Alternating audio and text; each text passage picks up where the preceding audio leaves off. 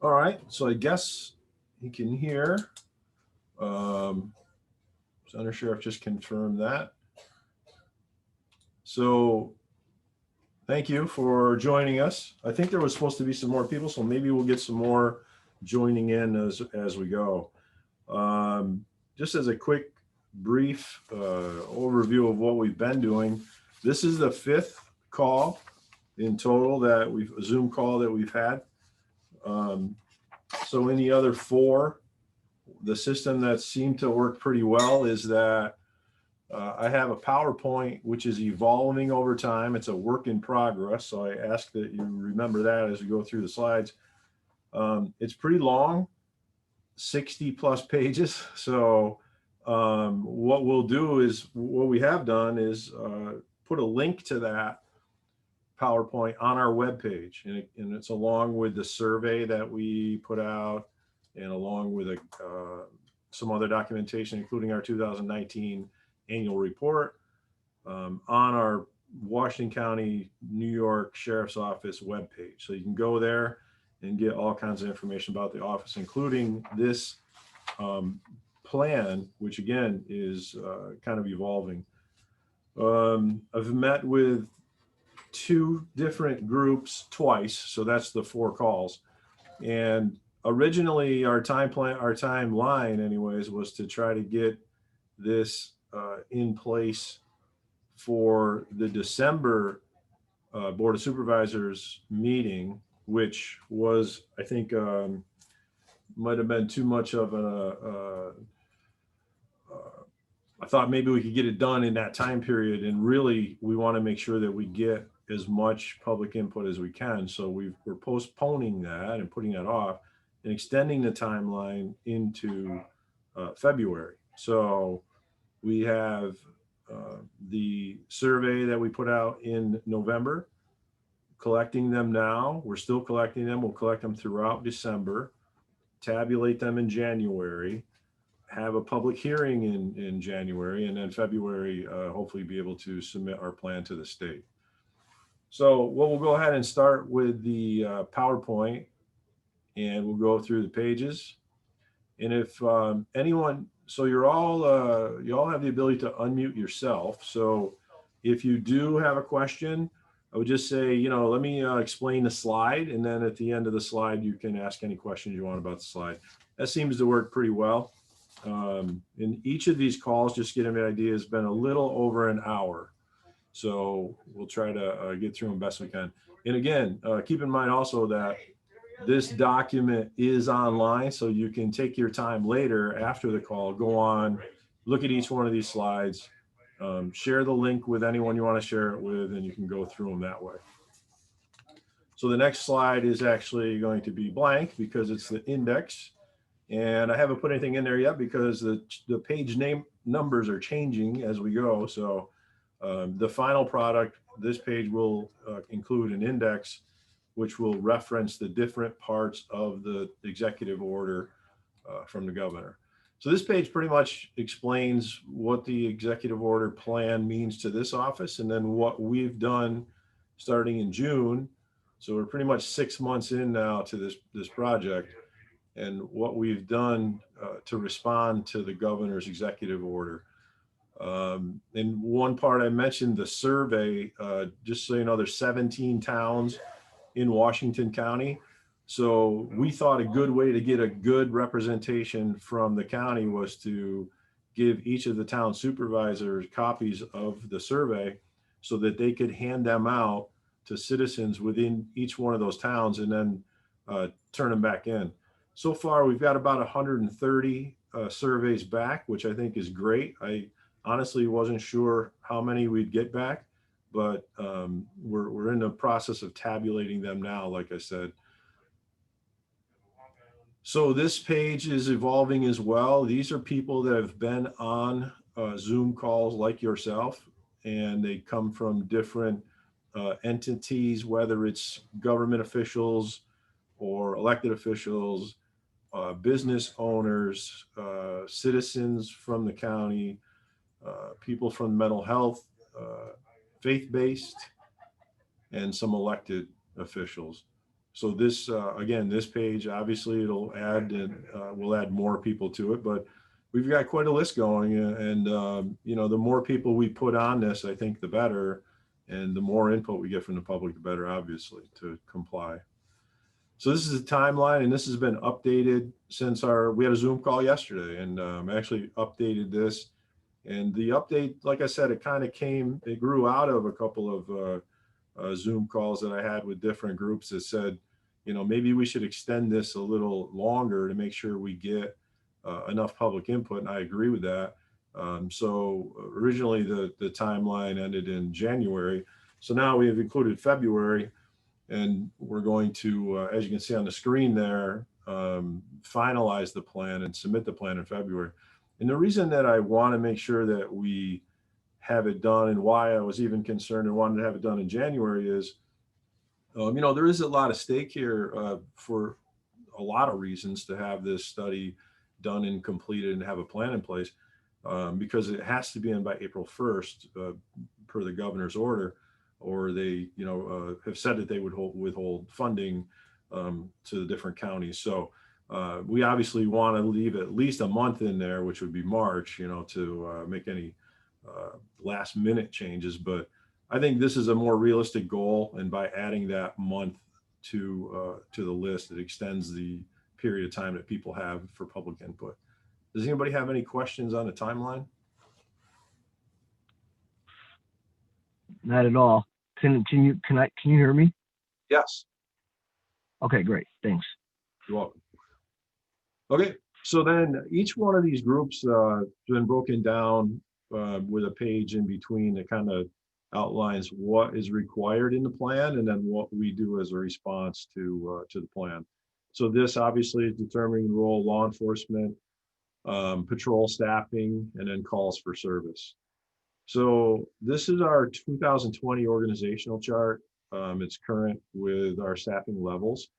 And as you can see, it's broken down through chain of command with all the different divisions and number of people that we have working in each one of those divisions.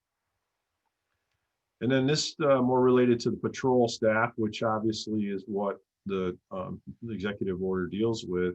You can see the numbers that we have there for administration, patrol, investigations. And then one of the important things in looking at the executive order and then looking at what I think is, you know, the goal of executive order, one of the goals is to, you know, make sure that we have someone in a position to handle complaints of officer misconduct, for instance, internal affairs issues, oversee training, or any other operational duties that I could assign to someone. You know, I think it's very important that we have someone who's not sole task, but someone whose main responsibility is to tabulate this information or to collect this information, and also oversee the process of citizens' complaints to ensure that they're investigated fully, to track them, to do things like that. I'm very proud to say that we get very few complaints. In fact, I get many more compliments than I do complaints. And since I've been the sheriff, I can't think of any written complaints or formal complaints, I should say, of officer misconduct where we've had to take disciplinary action. So, you know, that's very comforting for me to know. But even with that being said, I think an Office of Professional Standards would be the rank of lieutenant. It would be part of our command staff and would involve those duties.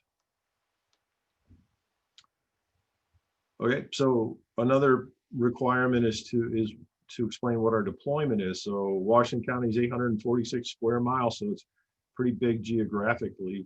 And what we do is break it up into different posts. And it's kind of hard to see in that picture, but each one of those posts is assigned, there's deputies that are assigned to patrol that post. And a lot of our patrols are directed obviously towards the towns with more people, because that's where most of our calls for service come from. And this kind of gives you an idea of the number of incidents that we deal with. These are calls that actually came through the 911 center. They're not necessarily 911 calls, but the dispatch center is a separate entity from me. They don't work for me.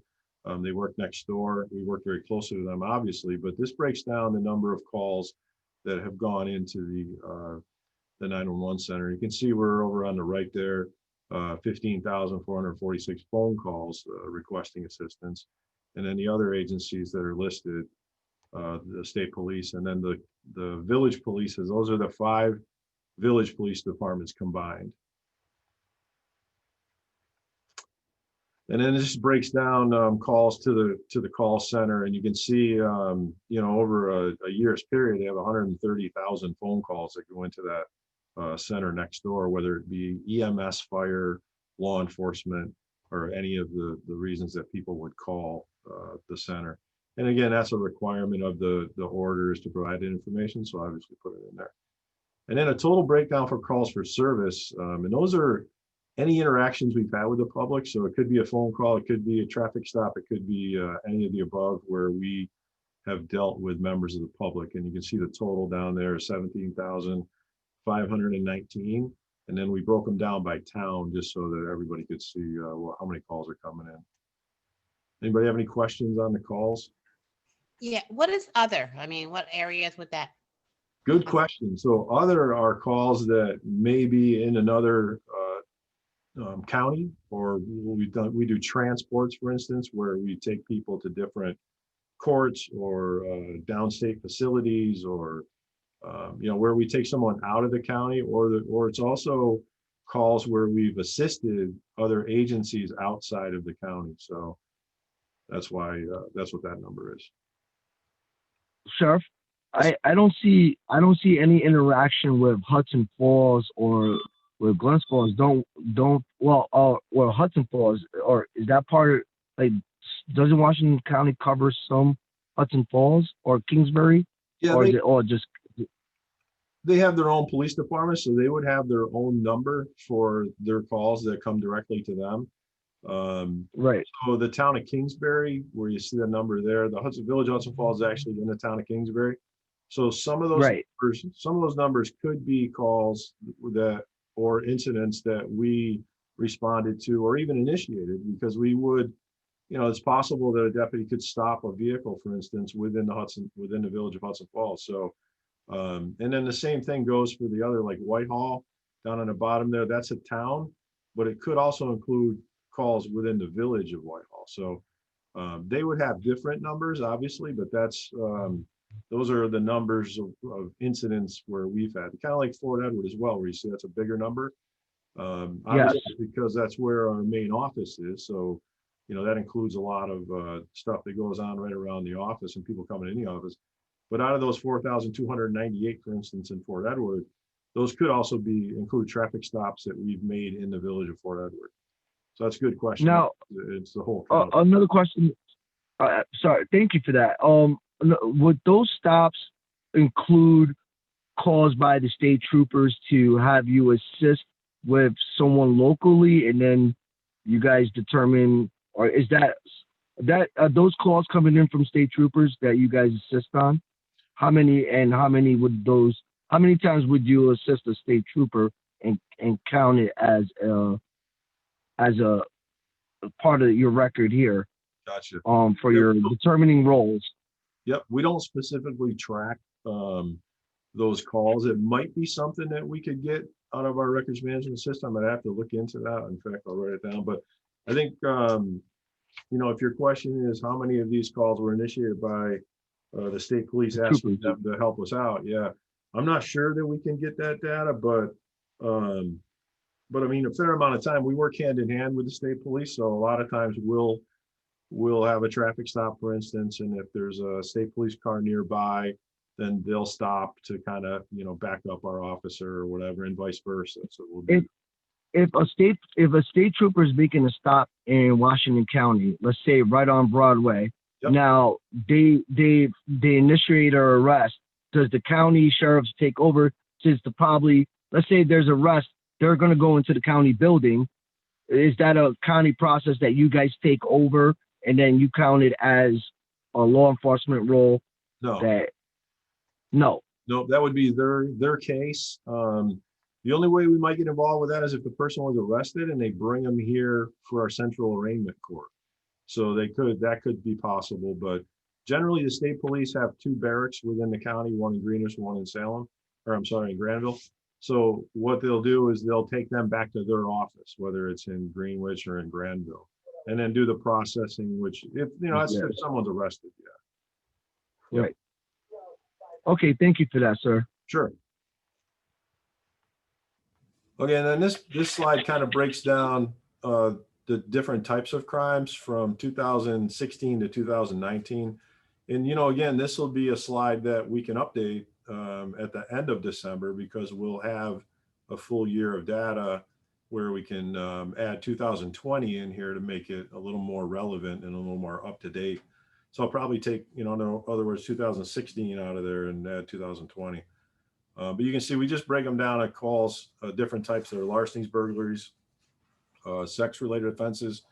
Unfortunately, you see that high number for domestic violence, and we know that that's an issue, and we try to work with the different groups that are in Warren and Washington County that deal with domestic violence and training and things like that, because we saw kind of an uptick this year with domestic violence calls, I think probably related to the pandemic and more people are home and that kind of stuff.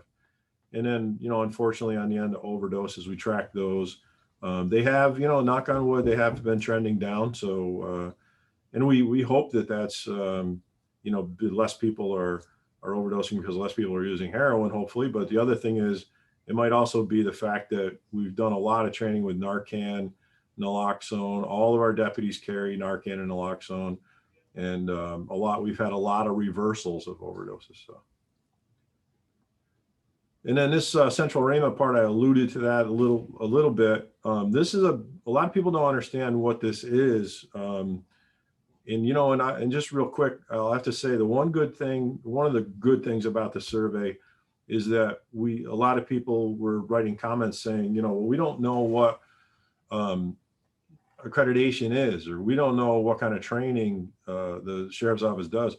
So, that has helped me to do this plan, because I can see where we have to explain things a little better, because no one probably understands really what the central arraignment part means either. But basically what it means is, prior to 2018, if someone got arrested, we would have to bring that person to whatever town the arrest was made in. So if somebody was down in White Creek, down in the southern part of our county, and they were going to be arraigned, the district attorney, the public defender, and the deputies or the troopers or whoever it is would have to go down to the White Creek court at say 2 a.m.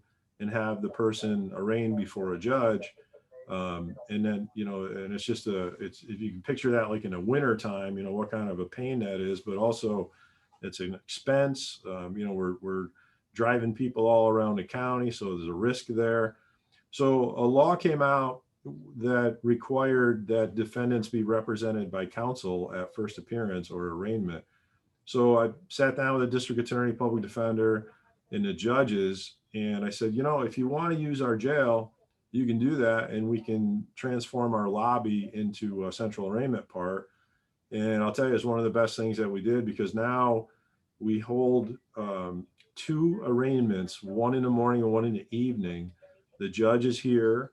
So anybody that gets picked up on charges or arrested or whatever that's going to go see a judge, they'll see them in the morning and in the evening. And that way we don't have people sitting around in jail. We don't have people that were driving all over the county to go to these different courts. And what it really did was it cut our daily inmate admissions in half. So our total inmates in the jail went down by quite a bit. And we ended up with about half of what we had for daily populations before we did the central arraignment. The proud thing about that is we're only the second agency in the state to do this, and we've been doing it since 2018, and we were recognized by the state because a lot of other offices would come in and see how we do it to try to model it after them. And then also we were selected as a finalist for an Outstanding Criminal Justice Program Award by the National Criminal Justice Association. So it's a good thing. What it really does in a nutshell is that more people are released at first arraignment instead of going to jail.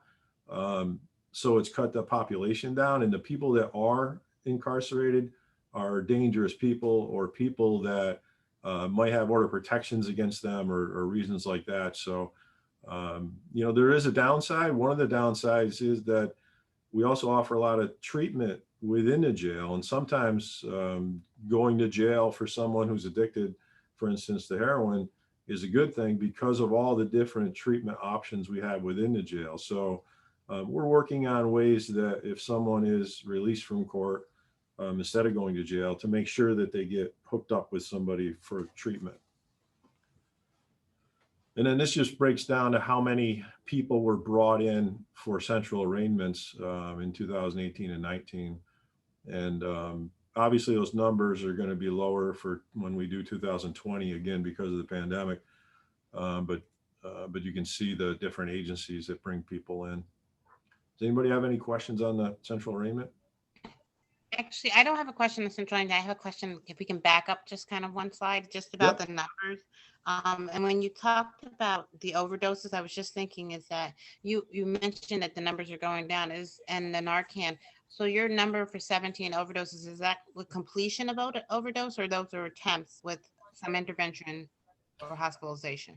Yeah, it's a good point. So those are calls, those are overdose calls. So I'd have to track, and the undersheriff does a very good job of tracking those. But I think it's safe to, in other words, that's not overdose deaths, but those are overdose calls that we responded to. Okay. And then the other question, and then under each, like the domestic violence or the larceny or burglary, are there any documentation of use of force from the police on any of those related cases? And there's Yeah, we have a slide coming up Okay. based on use of force. Yep, and we'll explain that. Okay, thank you. You're welcome. Okay, so then these are some other requirements that are in the order, which is determining the role of police, community policing, and community outreach and programs.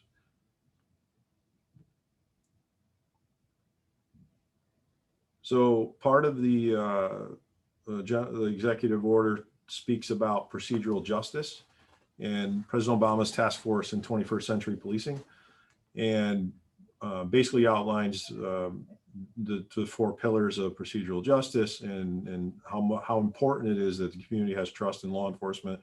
And I'm happy to say that, we've been involved with community programs since I took office in 2012, and we'll get into that a little bit more. But one of the things, along with procedural justice, which we all agree here that that's a great idea, we're going to update our mission statement that we've had in place forever. But we're going to update our mission statement to include wording that's included within the four pillars of procedural justice. So, we in other words, we think those are very important. We want to make that part of our daily mission. So as far as community policing, when I took office in 2012, anyways, we adopted a community first approach. And what that means is we took that motto, community first, we put on all our cars. You can see it's on the coin, the symbol that's on the page there. And what it really means is that we put the community and its needs first above our own. I'm happy to say we got buy-in from the entire department. It was something new, like a new sheriff coming in with this idea. I thought maybe, not everybody would be happy with this, but I'm happy to say that everybody has embraced it and really taken it to heart. And I have numerous examples of positive community interactions between deputies and the public. And I think a lot of it has to do with the community first philosophy.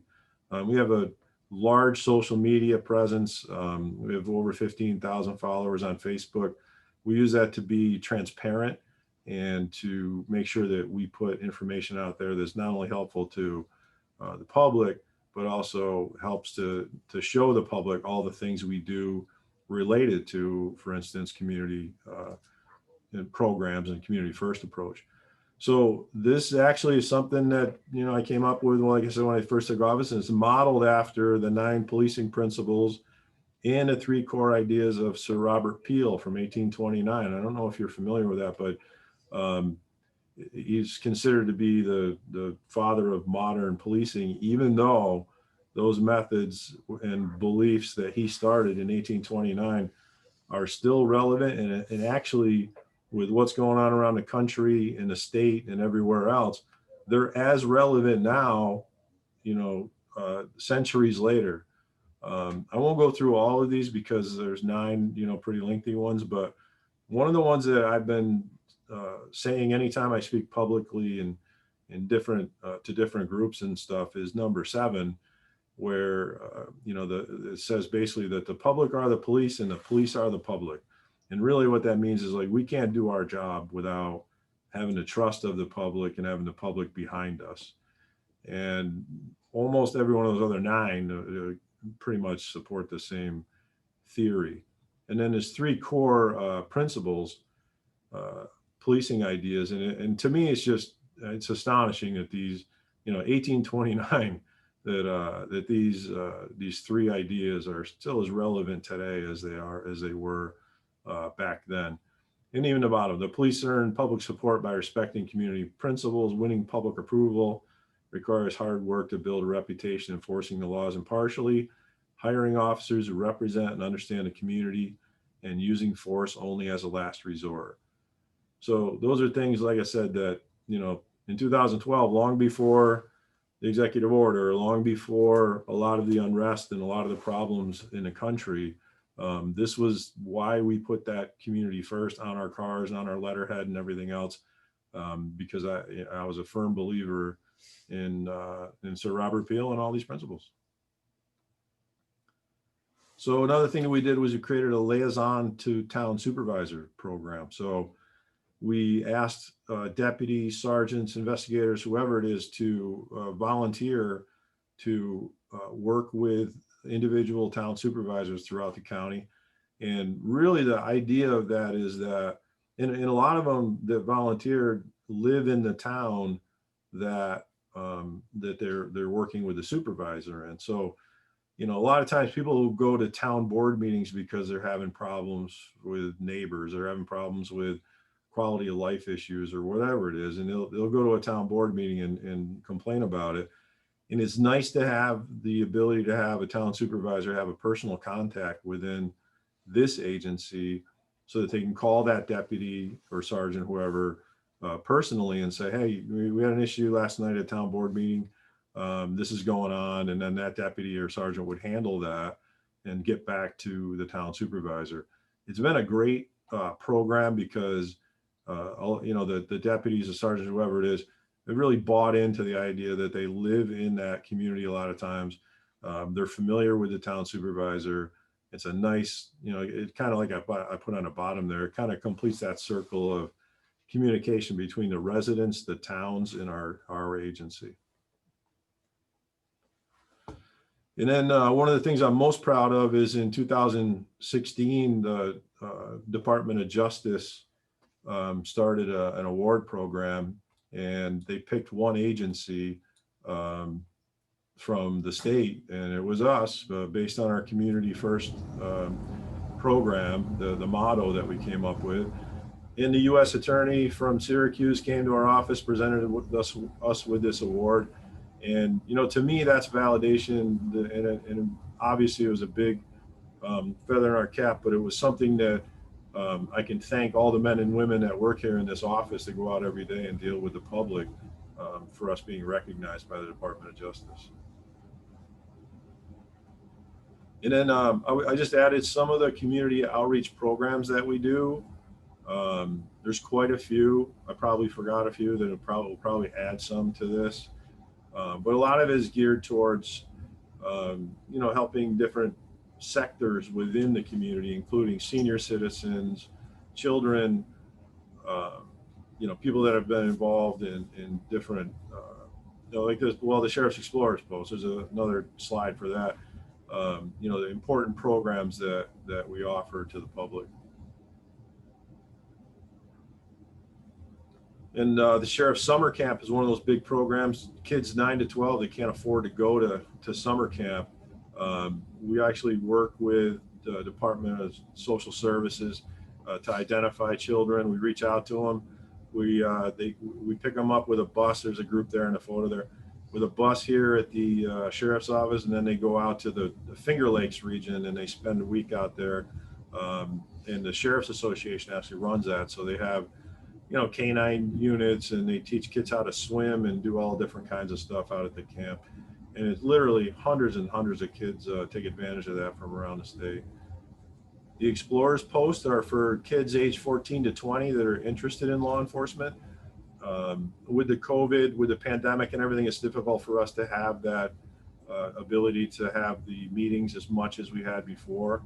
But it's a very important program. And actually we had someone who joined as a young teenager and went through and graduated from the Explorers post and then took the deputy sheriff exam, and we hired him. So we had a good, you know, it was a nice story where that program helped us to identify somebody that was not only interested in law enforcement, but fit right in with us. And then the prom crash drills, we do those annually where we have a sergeant that goes around to the different schools, and he tries to go to all of them. And he does an excellent job. He's kind of recognized around the state with what kind of a job he does with teaching kids the dangers of impaired driving. Anybody have any questions on any of those slides? Okay. So these are some of the other different community outreach. Obviously, the Washington County Fair is a huge potential or a huge opportunity for us to interact with the community. And one of the things we do there is a child ID program. And I think one year we did over 600 kids where with the parents, we would issue them a card. The parents would be able to have it in case a child became missing, they would be registered with us. Community forums, the heroin, we talked about that a little bit. The district attorney and I actually have traveled to every town in the county and given, done forums on heroin addiction and some of the stuff that we try to do to help with that. Senior citizen training, we have people that are specially trained to offer senior citizens training and information on internet and phone scams. It's very important, and the seniors really love that training. Project Lifesaver on the bottom there. That's for people. Hear me? Oh. Sorry, sir. I have a question. I'm sorry. I have a question about the forums. When you talk about you've been to when you guys go to forums for heroin addiction, if only it's you and the DA, but you guys aren't licensed. Like, is there anyone that you also bring as a clinical when you have these discussions with heroin addictions? Is there anyone from the county that goes with you folks when you explaining heroin from a therapeutic side of things or any clinical side of things? Yep, there's actually another slide coming up that talks a little bit about our law enforcement diversion program, and that'll be I think it's a few slides down. So the last one there is a Project Lifesaver. That's where we have deputies that are specially trained to use equipment where they can track vulnerable adults and children who are prone to wander. And we've used that equipment to find several people actually that have been lost, whether it's Alzheimer's or whatever, that have gone out and been missing and then been tracked with this equipment. And it's basically a little RFID device that goes on a sneaker or a shoe or whatever. And then we have equipment that is able to track the person. And those are just some photos that I put in there just from different community events that we've done. And then law enforcement accreditation. I think this. I'm sorry. Just quick question for the programs that you have. Do you have like an evaluation process or any like updates as far or in the sense of monitoring how they do or the success of how they do or a number of people? Do they report out like in your annual report? Is it in there? So if I went to your annual report, would I find out like how many kids were supported through Lifesavers or how many cadets did you have in Yeah, I think I think I'd have to go back and look at our annual report if it says how many kids, for instance, were given the IEDs, but I know it's in the hundreds every year. And then I think we can track within our records management system how many people take advantage of the Project Lifesaver. But I know offhand, I know of, Quarterly to the state. yeah, quarterly to the state, we're required to report that as well. So yes, we would have that information. Okay, thank you. Yeah. And then I think we're on accreditation. So law enforcement accreditation, there's a lot of talk on that in the executive order. And I have to say that this is something very near and dear to my heart because I've been involved with law enforcement accreditation since its inception. That's how old I am because it was back in 1989. But I retired from the Hudson Falls Police, and in 1994 I was the program manager there and was able to get them accredited. And they were one of the first groups of law enforcement agencies to become accredited. But I want to just spend a minute on this because it's important, and it's one of the things that I've noticed in the survey is that a lot of people said, you know, they didn't know whether accreditation was a good thing or not because they don't really understand what it is. So as you can see on the top there, it's a way to help police agencies evaluate and improve their overall performance, and it provides a formal recognition that an organization meets or exceeds general expectations of quality in the field. It acknowledges implementation of policies are conceptually sound and operationally effective. Started in 1989, like I said, and the four things that it really tries to do is increase the effectiveness and efficiency of law enforcement, promote increased cooperation and coordination amongst agencies, and to assure the training of law enforcement personnel, and then to promote public confidence in law enforcement agencies. So it's comprised of three main categories, which are administrative, training, and operations. And obviously those cover the most important things that law enforcement does. So out of the almost 600 law enforcement agencies. Sorry, Sheriff. Yeah. Excuse me, sir. As far as accreditation hours and how you guys go about getting your training, is this kind of how many hours, and when was the last time? How often or frequent does the sheriff go through training? Monthly? Is it monthly? Is it annually? Is it every 4 years? How do we get that data as well? And then also for your accreditation hours, is it a minimum of like 21 hours like all the other ones? Because I think that was 21 hours was accreditation hours for Hudson Falls. Do you feel like that's enough for your officers and to sit in front of a computer to do bias training and things like that?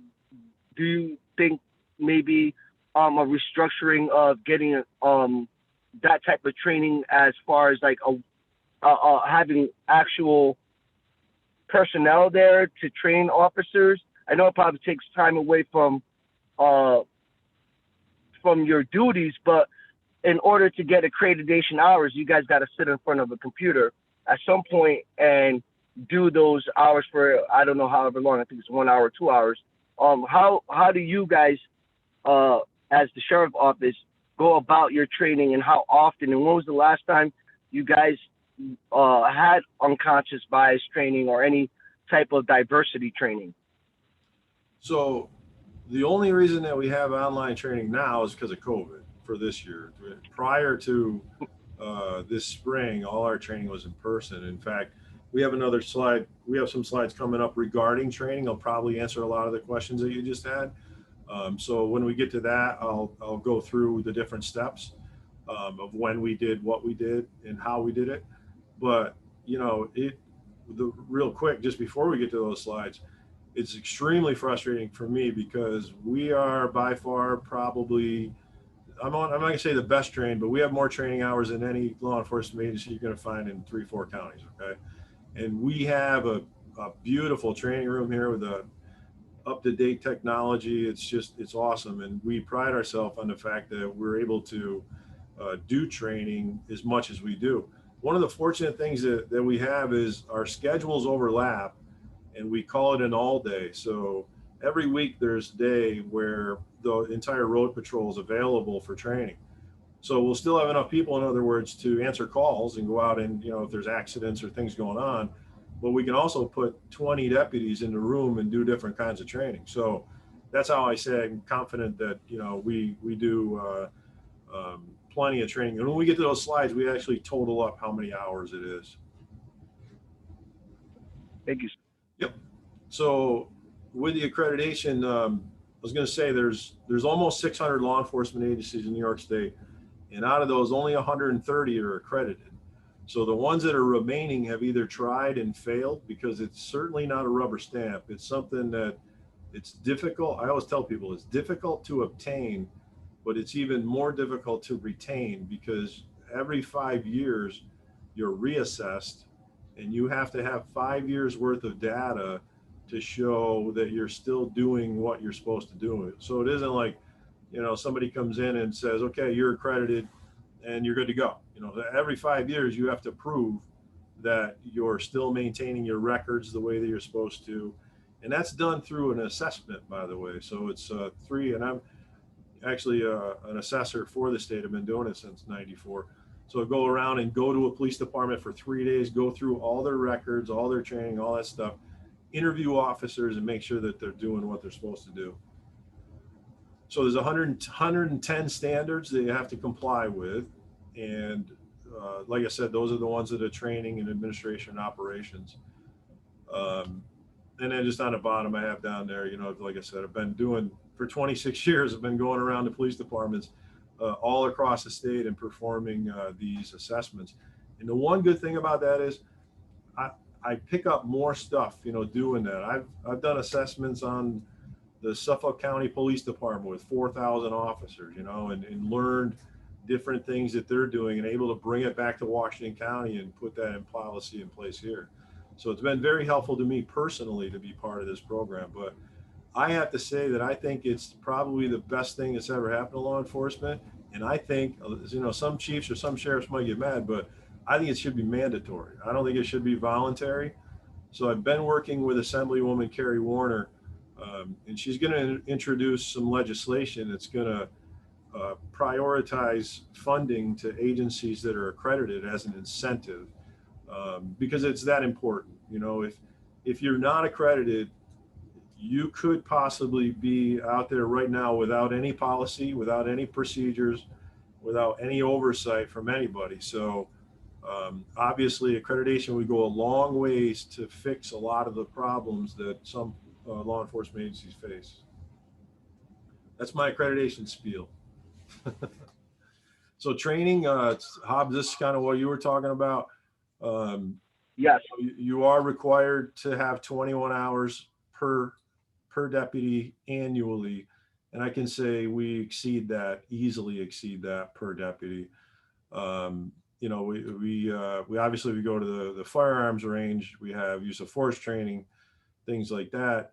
But we also encourage our deputies and investigators and sergeants and stuff to seek out training from online sources or other sources.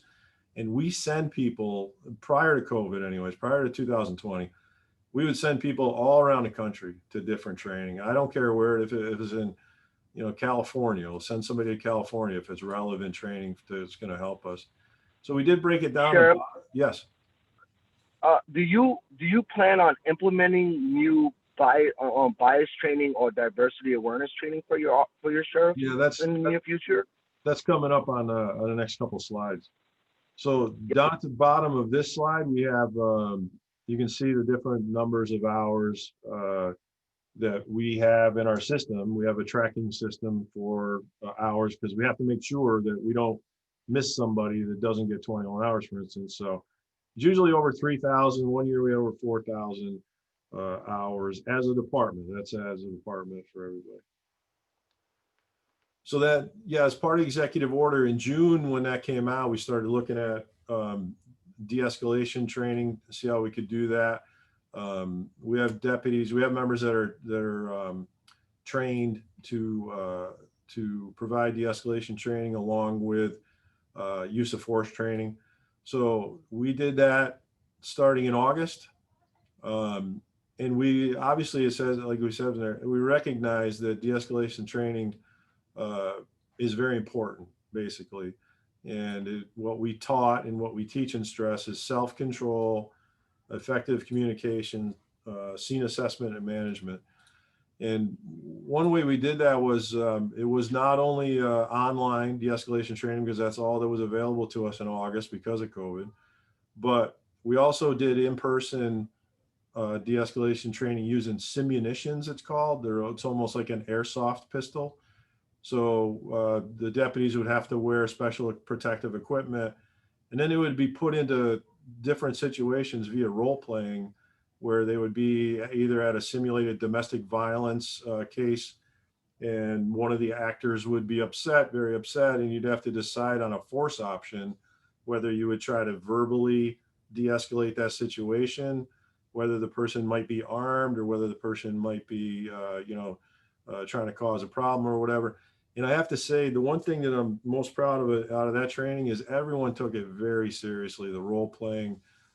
We did it over at the Burgoyne Avenue, the old Burgoyne Avenue school that the county actually bought that building now. So we used it for training purposes for this de-escalation training. Went very well. And we used our body cameras to document that, and then be able to use that to help critique the deputies in the different situations, whether, hey, you handled that very well, you de-escalated that very well, or hey, you got to work on that.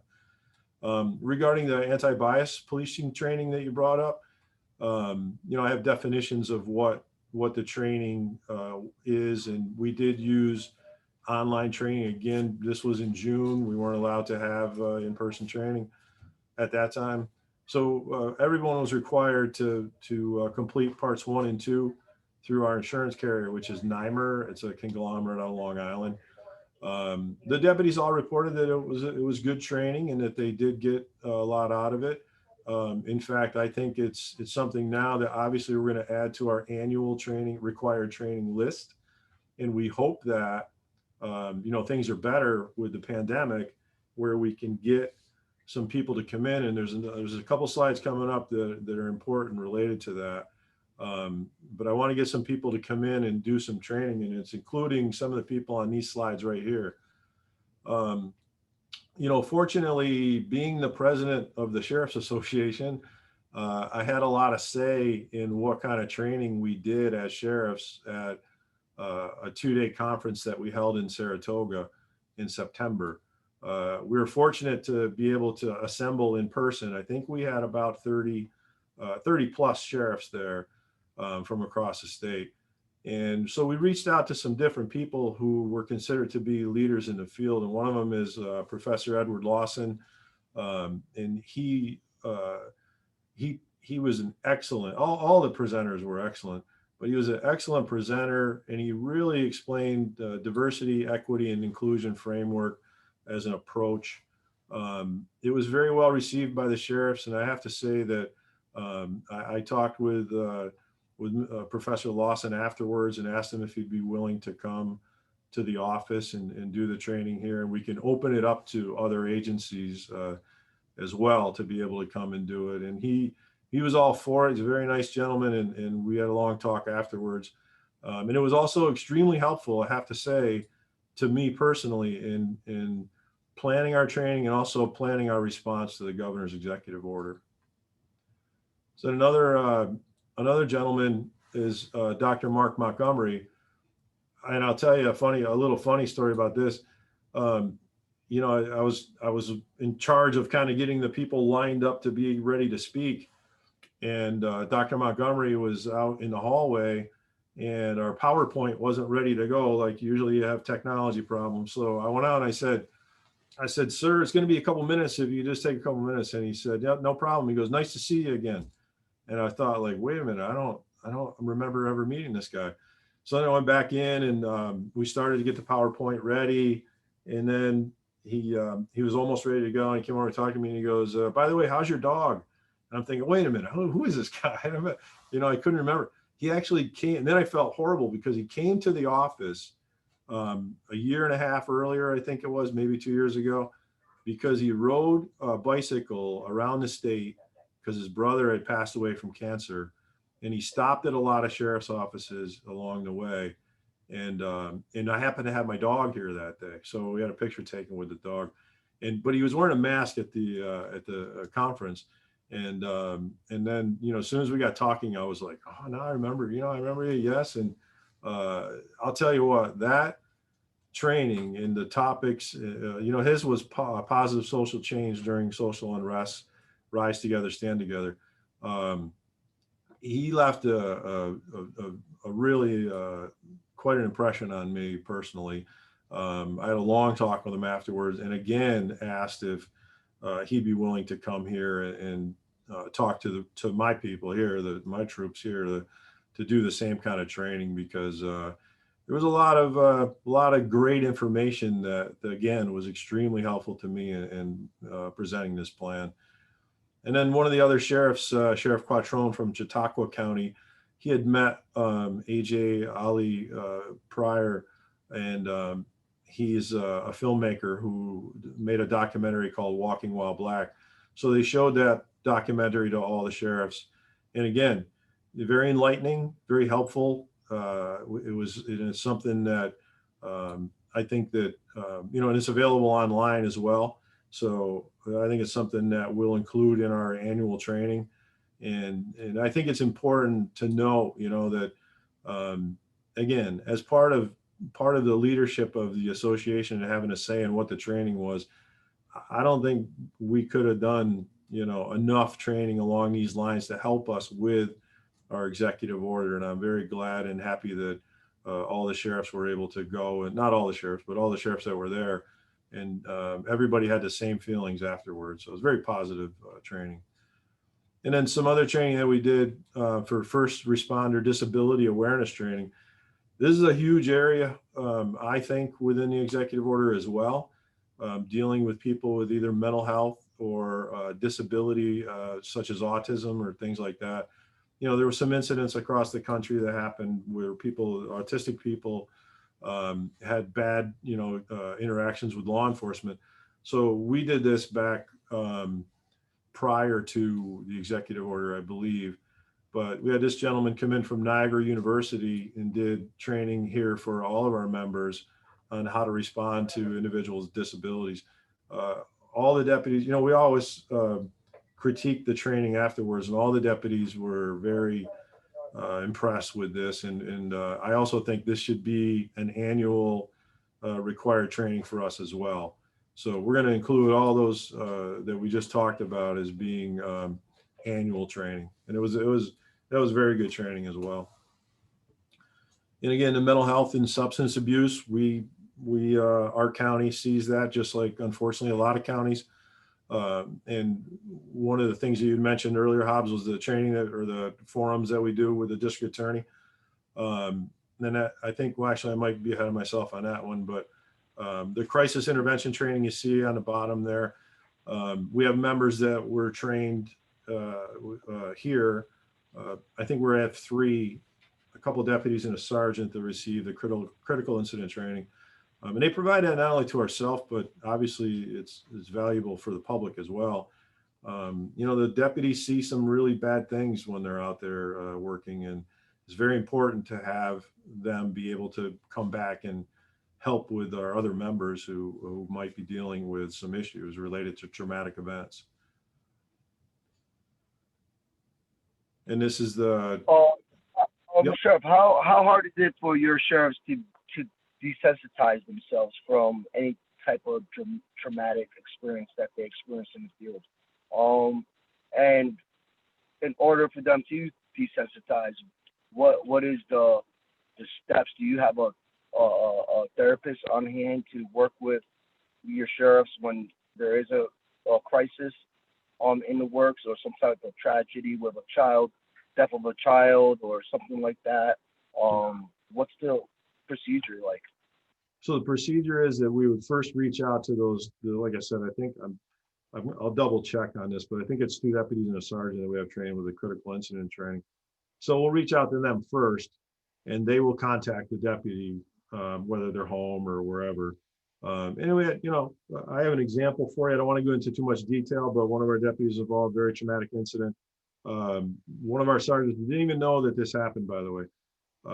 Went every day, went to be with the deputy, never put in for overtime, never clocked in to get paid or anything like that.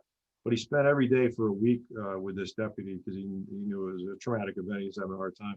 So that's the first step. And then what we also do is contact the county personnel department through EAP, and we'll set up the deputy or whoever it is with EAP, make sure that EAP is aware of the situation so they can reach out to the deputy and offer any kind of assistance for them as well. But yeah, we've made a great use of that. We realize that, and it's become more and more, just like it has with the general public. It's become more and more of an important piece of what we do as an employer. We want to make sure our employees have the programs available to them as well. So it's a great program, and I hope to get some more people trained once we can open up the in-person training so that they can offer that as well.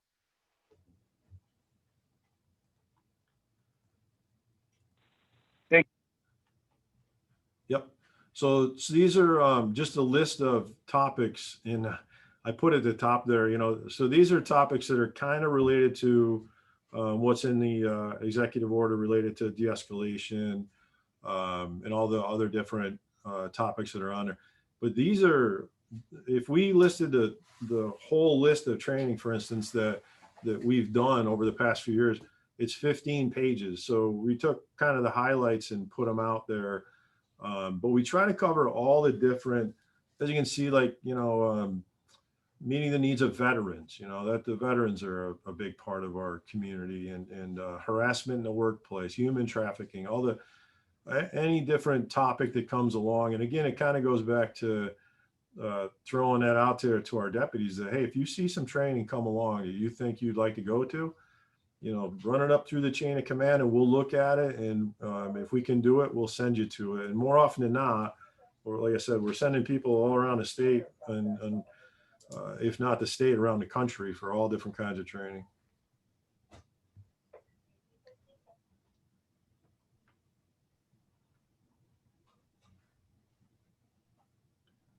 And that's just a picture of our training room. Very proud of that. Unfortunately, we can't use it right now, to the extent that we want to, and with social distancing and whatnot. But all those big screen monitors are actually touch screen computers. We're able to do PowerPoint presentations and all different kinds of stuff in that training room. And we use it, like I said, once a week. Our shifts overlapped, and if we could get different people in here to do different topics, we would do them. And then we also would open it up to different agencies in the county and in the area.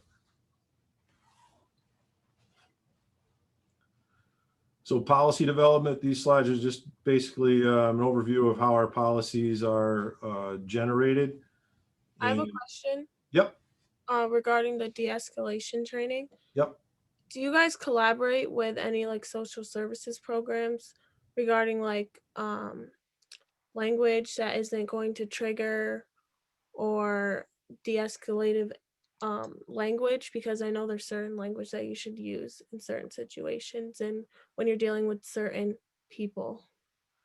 Yeah, I'd have to check with the people that are trained to offer that training. I wouldn't want to speak for myself, and get the curriculum, but it's certainly something we could do, is see what the curriculum is and what whether that's part of that training or not, for sure. Okay.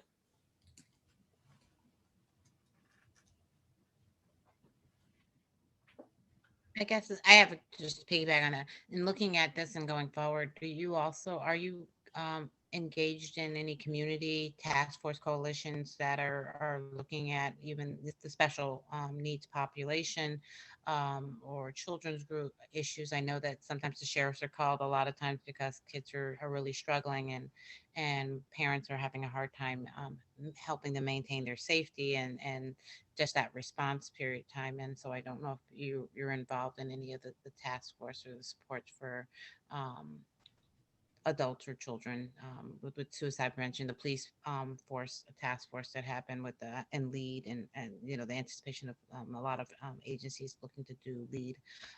So I didn't know what Yeah. your We, yeah, we partner with Alternative Sentencing, the Youth Bureau, who has a lot of things to do with children up or young adults. Child Protective Services, part of the county, they're right next door to us here. Adult Protective Services. So any of the programs that the county has, we try to have someone on any of those different multidisciplinary teams, different things like that. So any team that's available to allow us to be part of their team, we have somebody on it. So yeah, it is, especially working closely with the other, it's fortunate being a county agency that we have those immediate contacts with the other different county departments. Sheriff, as far as hitting on these programs with the youth, I know at the beginning backside, I think it was like slide 5 or 6, where you were talking about your outreach programs and your educational programs. And I know with a lot of these reform committee meetings, a lot of stakeholders are haven't sat down with each other prior, really, because it seems like a lot of you guys are just meeting each other or really starting up to discuss a plan. And being a community activist, I'm seeing that. I know you've had meeting with Mr. York, and also Mr. York is also working with Mr. LaFar, Mr. Boskler.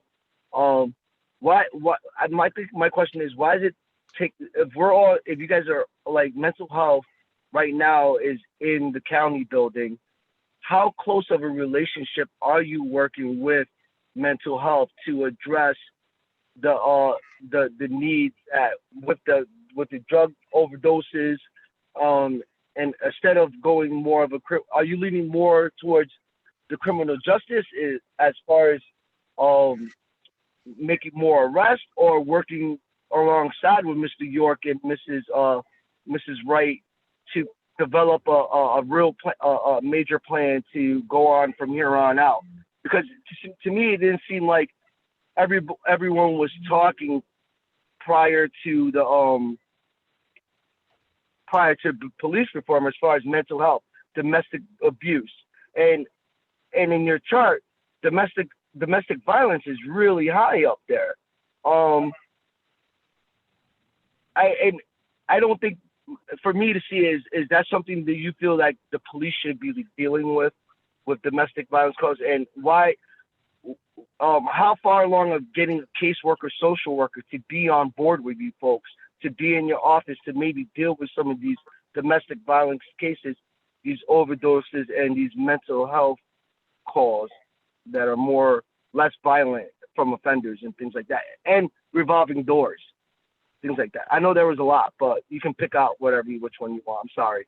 No problem. Yeah. So we have people from this office that are on, like I was saying earlier, many of the different teams that are multidisciplinary, or teams that have multi-agencies. So there's a whole list of them, and most of them are included within the topics that you mentioned, like domestic violence. One of our senior investigators sits on that board with other members from other agencies within the county. Work with Catholic Charities, have monthly meetings with domestic violence issues. So yeah, they've been doing that since I've been here anyways. And we work very closely with Catholic Charities, for instance, and the Center for Recovery, and different, you name an organization and we either have somebody on it, or, we work closely in some respect with them.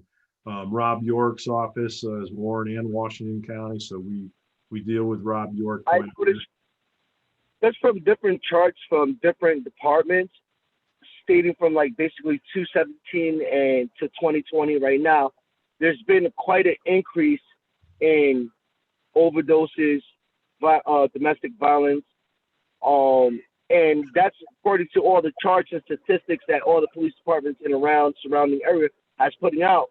So my question would be like, in the last 4 years, we've seen an increase, and what are we doing wrong in the community as activists and as leaders, where we can stop the bleeding right now and come up with opportunities?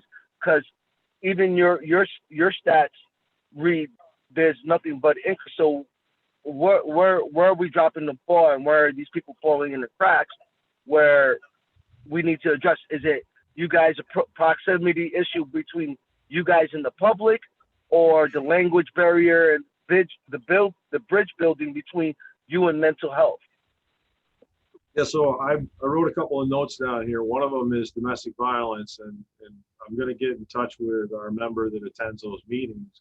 And I think you're right. I think that deserves a slide of its own in a response to the plan. So I'll definitely get with her and get information as far as where they're at working with Catholic Charities and these other groups as far as the different programs that they have available. But I know there's a lot of different acronyms. I can't pull them right off the top of my head right now for different groups that people are in. But I think you pointing that out and looking at, obviously the numbers are high for domestic violence. So it's definitely something that we're going to look at. On the mental health side, there is some new talk that responding to different calls, would it be better to have someone there that's trained as a mental health professional to go with law enforcement, on these calls?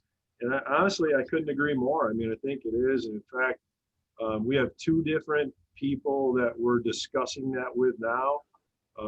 One of them used to work here at the jail, is clinical, or I'm not sure what her title is, so I don't want to say it without knowing what it is, but fully trained in dealing with people in crisis, that kind of thing. So we're certainly open to the idea, and it makes more sense where if we go to a call and someone's having a mental health issue, where if we have someone that's there that's available, that's trained, whether it's a crisis intervention team member, for instance, which is one of the groups that we're talking to, and it all comes down to money, unfortunately. And I mean, if we can get funding from the state to help, augment some of the stuff we're already doing, I'd be 100% welcome to the idea of having somebody trained to go to a mental health situation where we can, talk to that person professionally and try to get them to either, go to the hospital for evaluation or whatever it is, rather than having, just the law enforcement there. So I certainly understand, and I think it's a great idea. Yeah, to go off of what you just said, that's kind of like where my question was regarding de-escalation and collaborating with social services. I know social workers are specifically trained to use certain language and stuff in all different kinds of situations, with the someone who's having a problem with a drug overdose or something like that, or domestic abuse, all those kind of different scenarios. Along with mental health, social workers are trained to deal with situations like that. So even if you cannot have someone that's going to go on a call with you, I think that you would benefit from at least collaborating with them when it comes to training.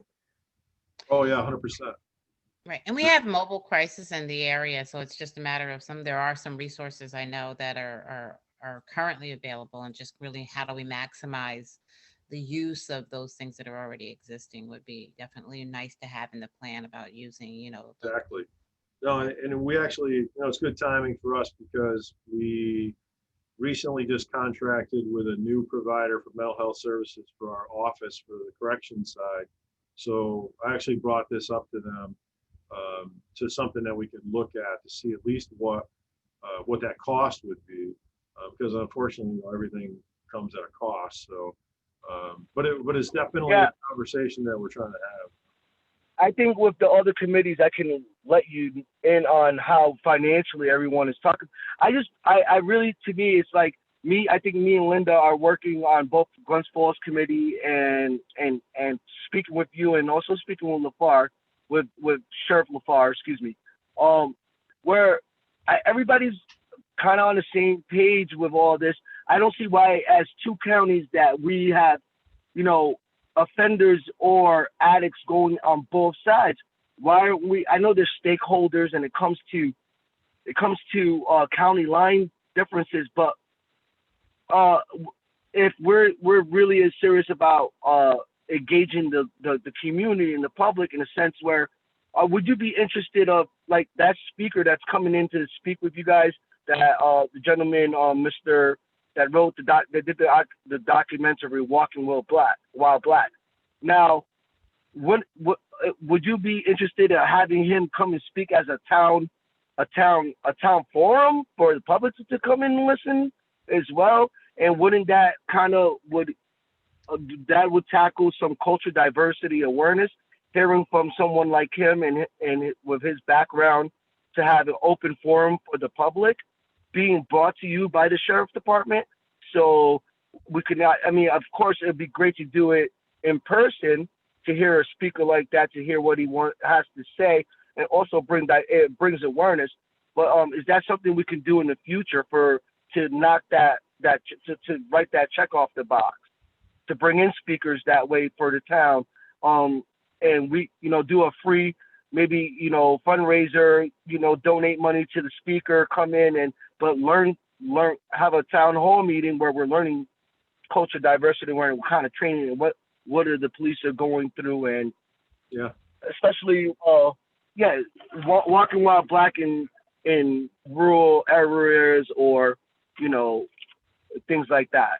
I think it, when we get to that point where we can, hopefully not too long, where we can do things like that, I think that's exactly what communities need. They need to hear not only from the law enforcement side of it is, but also from the community and from people within each of the respective communities. So yeah, and like I said, from listening to all three of those gentlemen, not only is it something that I want to do for our office, but I think it would go a long ways to have law enforcement be present and be part of it. Is I think what you're saying, and I agree 100%. Some of these uncomfortable conversations, as far as what do you believe that there's what's your perception on the race diverse, the division, and do you believe there's a division in our county? Do you believe it's that if our county is welcoming to African Americans? I know that you guys just hired a sheriff, African American officer that everyone was trying to get on their board, on their team. We've heard everybody was trying to fight for this guy. Do you plan in the future of looking for more Hispanic or African Americans on your team, on your department, and working in the county jail? Yeah. In the near future? I feel like every time you ask me a question, I say, hold on, because there's a slide coming up, but that's what it is. Slide coming up. So there is. Yeah. Yeah, there is. So we'll touch on that. But on the war, yes, sir. Real quick on that mental health thing. The good part about, when you said the county line and stuff, Warren and Washington County already works together on the mental health stuff. So, we have to use that to our advantage. And, I'll reach out to Sheriff LaFar and I'll see what he's doing as far as response, to that. But we certainly, we've looked at different things that we could do within our own county, but a lot of times if you have two counties together, it's easier to do it. So I made a note of that as well. Okay, so use of force. I think Linda, you might have brought that up earlier, question. So we do a lot of training on use of force. We do it annually. Our use of force policy, which has been in place forever, is continually updated. And it's also, it's updated, for instance, when things happen around the country or whatever, that we can learn from. We'll update our policy to try to make sure that we're up to date, and also that, as important, that our policy meets the requirements of the state, and whether it's Municipal Police Training Council, Division of Criminal Justice Services, or for our accreditation purposes. For instance, we updated it to include the duty to intervene by other deputies at a scene. we updated the policy to ensure that medical and mental health services are provided to anyone that has force used against them, resulting in an injury, has to get medical response immediately.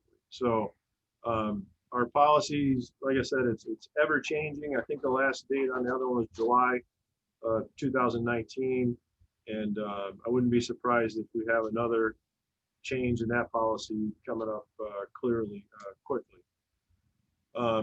So all areas of our policy, it's several pages. It meets the different requirements that are within the executive order that it touches on. And it clearly states, as you can see, the use of indiscriminate force is prohibited. We use a use of force continuum, which means that it starts out with verbal discussion with the person to try to de-escalate based on, again, the training that we did. There's 6 levels within the use of force continuum. It starts out with verbal, open hands, pepper spray, a taser, and then for someone, if we had someone, for instance, armed with a knife that was aggressive or going after an officer or a citizen or someone else, we do have a less than lethal option, which is a 40 millimeter impact projectile. We have deputies that are trained in using less than lethal weapons. And that would be an extreme circumstance, like I said, where someone was armed and as another choice of less than lethal force to be able to protect the officer or a citizen. And then these are some statistics for you from 2019, 2020. In 2019, there was a new law put in place where all the police agencies have to report use of force incidents to DCJS, and then they're actually also sent out to the FBI as well. So in that time, we had a total of 8 incidents. And if you think back for a minute to that slide earlier where I mentioned we had 17,500 calls for service where we interacted with the public, to have eight total incidents is to me is a pretty low number. And one of the things that's kind of changed in the reporting is that in the original law, if a deputy took a weapon out of the holster and didn't point it at anybody, that's still something that had to be reported. So really, when you look at that list, we only had 2 taser deployments. That's where someone was actually tased. The others were either a handgun pulled out of a holster. In one case, a rifle and a taser were pointed at an individual. So we went back, and obviously each one of those cases requires a review and an investigation by a supervisor. So that's another part of our policy. So each one of those cases has been reviewed and by a supervisor. But to me, when we looked at that, I was pretty proud of the fact that what it says is we don't have deputies that are out there, number one, pulling their guns out, number two, pointing them at anybody, unless there's a darn good reason. So the statistics kind of bear out what I hoped they would, and they kind of speak for themselves. Do you have another group or another body that that reviews also use of force or grievances regarding? I know that you said that the lieutenant or it goes up through your office, but is there a neutral body actually also then does the reviewing of those just from an objective eye in that sense? No, that's one of the reasons we want to create that Office of Professional Standards, because that lieutenant's position would be responsible to review outside of the chain of command of where the deputy or the sergeant works. So, every deputy has their own sergeant, so they work for the same sergeant. Well, not all the time. I mean, it could change annually or whatever. But to your point, that's the intent of having the Office of Professional Standards, because it takes it to someone who's not in the immediate command of that deputy. So yeah, that's why we think it's important that we create that position. And it's already been approved and budgeted for 2021. So to be quite honest with you, we just can't do it right now because we have 3 deputies in the academy. And when they graduate from the academy, it'll give us enough people so that we can then make that promotion. So it'll probably be February, it would be the soonest we'll be able to do that. And then body worn cameras, big proponent of body worn cameras. We've been one of the first agencies in the state, I think, to have body worn cameras. We've had them, well, before 2011, I think, before I even started here, they had them. But we have a very strict body worn camera policy. When body worn cameras are to be turned on, when they're to be turned off, what kind of events that there have to be recorded. And then fortunately, last year, the county allowed us to upgrade our current body worn camera system. And the new system also has helped us to comply with the new discovery laws, where we have to have information sent to the district attorney within a very quick turnaround. But one of the things that these are state-of-the-art body worn cameras. So I think on the next slide, we'll see. So there's certain times, like I said, when they don't turn on, which would be obviously like a sexual assault victim, if they're in the hospital or if they're in some area where they may be recording civilians that aren't related to the case. We don't want to, have people on camera. But this system automatically tags a video with a case number and a call type. So the deputy doesn't have to intervene in any way. Once that camera is activated through our computer-aided dispatch system, it's automatically tagged with a case number. And then also the new ones that I was talking about, the camera will automatically start if a deputy turns the lights on in the patrol car. So if you turn your emergency lights on to stop a car or whatever, that turns your camera on automatically. So it's not left up to the deputy to decide whether he wants to turn it on or not. Or if he actually forgets to turn it on, that's not an issue because the lights would turn it on in an emergency situation. The other thing is called signal sidearm. So if the deputy draws his weapon, automatically starts the camera. A deputy pulls out his taser, it automatically starts the camera. Any other deputies that are within 30 feet of that deputy, it turns on their cameras as well. So pretty slick system that takes the onus off from the deputy of when to turn it on. Oh no. Chef, man, I got a question here, sir. Yeah. So Warren County, I know Jim LaFar said he's dying to get cameras for his department. He said it's essential for him to and his deputies to have cameras. And what was the budget, and what's the annual budget to keep you? What's it cost for you guys to get those cameras? How long did you have in cameras installed? And for me, being in the public for quite, what it just seems like this is, if I was aware of what you guys already, I would be like, do you think like the whole public is aware of you guys' arsenal as far as what you've been doing annually, what your new progress, the restructuring, or what you got coming in for 2021? What was the budget for your cameras, and are you helping Jim LaFar work on getting other departments, sheriff departments, getting their cameras in place in their vehicles and on their bodies? Well, so to answer your first part of the question is, that's why, contrary to what you may have heard, I'm actually very happy to be responding to the governor's executive order, because I'm extremely proud of the office that we have and all the technology that we have. And, maybe we don't blow our own horn enough, so to speak, so this executive order has given us opportunity to do that. Secondly, as you can see on the bottom there, our camera upgrade system was $330,000. That's we can break that down over a 5-year period. But one of the important things that also includes is unlimited cloud storage, because the storage is what is expensive and what becomes an issue for a lot of law enforcement agencies. But with unlimited cloud storage included with the package that we bought, it takes that right out of the equation. So yeah, not only with the stuff where you draw your weapon a taser, you turn the lights on, the roof lights of the car, whatever, will start the camera.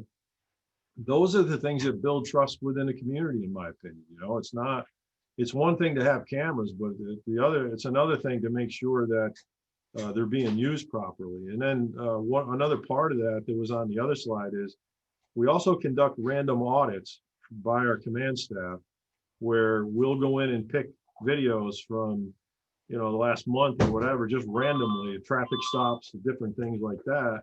And we'll review the video to see the professionalism of the officer and see if there's any issues with how the officer's treating the person that they stop, or if they're out on a domestic call, or like to Linda's point, if they're in a situation with somebody in a mental health crisis, how did they handle that situation?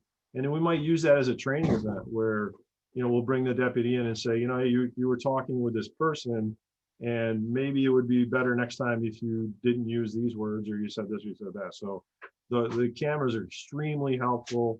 But I have to say, with all that being said, people walk by my office all the time, deputies, whoever, sergeants also wear body cameras, and I'll drag them in and I'll say, hey, a week ago, I was looking at a car stop where you stopped someone and they were giving you a hard time, and you responded professionally, you responded with courtesy, and that's what we expect. And I thank them, and it's important that they realize that we're not Big Brother looking at everything they do on these cameras, that really what we're doing is verifying that they're out doing a good job. So very well received by all the deputies, all the sergeants. They want to have them on because they want to be able to refute someone that comes in and complains. And you know what? That's probably why, when I said earlier, we don't get complaints. I honestly don't get complaints about officers. And if we were to get complaints, we'd have the video to be able to say, well, sir, actually, this is what happened, So huge proponent of body cameras, as you can tell. And I think every agency should have them. So just a little over a year. As president of the sheriff's, are you helping other sheriff departments acquire cameras? Yeah, we've had people giving them a guideline of how they can budget and make budget to get these cameras in their departments, sir? Yeah, obviously different parts of the state are under different financial constraints and have different issues. We did this way before any of the executive order came out, way before any of the issues that have occurred across the country. And now I think it's more difficult for some agencies to get funding to do things like this. But it's unfortunate because these cameras are amazing. And it also includes, by the way, our interview rooms within our office. So the interview rooms all have cameras. All the interviews are recorded and put into the cloud as well. And then any documentation that's included with the case is linked to the videos. And the district attorney has a portal where he can come in and see all these videos and see all this stuff as well. So yeah, it's been very, very helpful to us. And thank you, Sheriff. Yeah, you can see in just over a year, we have 14,684 uploads of videos. So it's definitely being used. And I think it comes out to 20 something a day down there. So the other piece that I was wondering, as far as documentation, as far as physical abuse or physical restraints, like as far as arrest, like even for a mental health person, or that physical interaction, because you showed taser, you showed the use of weapons, but I didn't know if there was actually documentation of physical as well. If it was reportable use of force, it would be in that group. So if somebody had to tackle somebody and hold them down and use force, we would have a report of that. But the state report, the one that I showed you, are for actually weapons, using the taser, using drawing your weapon, pointing a rifle, doing things like that. So, but yeah, we have very few use of force reports. And as you can see, 8 out of 17,000 calls. So, Sheriff, in order to obtain that information, let's say someone from the public, do you have to only do a FOIL report to get those questions answered, or is there data right there at the sheriff's department that you can give any organization or any other department where, hey, yeah, these are all the physical altercations that happen. And we have it right here. And we keep track of that. Also, are you guys, in your investigation reports, is there a race of necessity checkbox in that, by any chance? On use of force? Yes. Yeah, Or when you make your initial, when your deputies arrive to investigation, and you take all your reports, is there a race ethnicity box in your report when they on an actual initial report? So I would say that people that are arrested, definitely. People that are written traffic citations, yes. And actually, we just learned that in doing this report. It's another good thing that's come out of the governor's executive order. We did learn that we can look at the race or ethnicity of someone who gets a traffic ticket, which we didn't know we could do that in our system. And actually, well, thank you, Lieutenant, just popped to that slide. So for 2020 to date, we've written 1,056 traffic tickets. 1,038 of those are white, 14 were black, 3 were Hispanic, and 1 was Asian. So that's traffic ticket data. So you can see it's very, it's very few black, Hispanic, or Asian people have been ticketed. And that comes from a system called TRAX, which is ticketing. When the deputy writes a ticket, it's actually in the computer, in the car, and that system keeps track of that. We didn't even know that until we started doing this report. So now that we know we can do it, we'll go back and look at 19 and 18, provide different years worth of statistics. Can you also give that the data for census and population census, because that makes Yeah, that's in here. That's in here as well. Yeah, okay. yeah.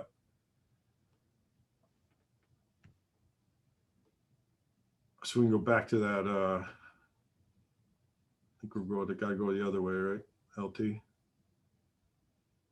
think we're just at the end of body worn camera, whatever the next slide was after that.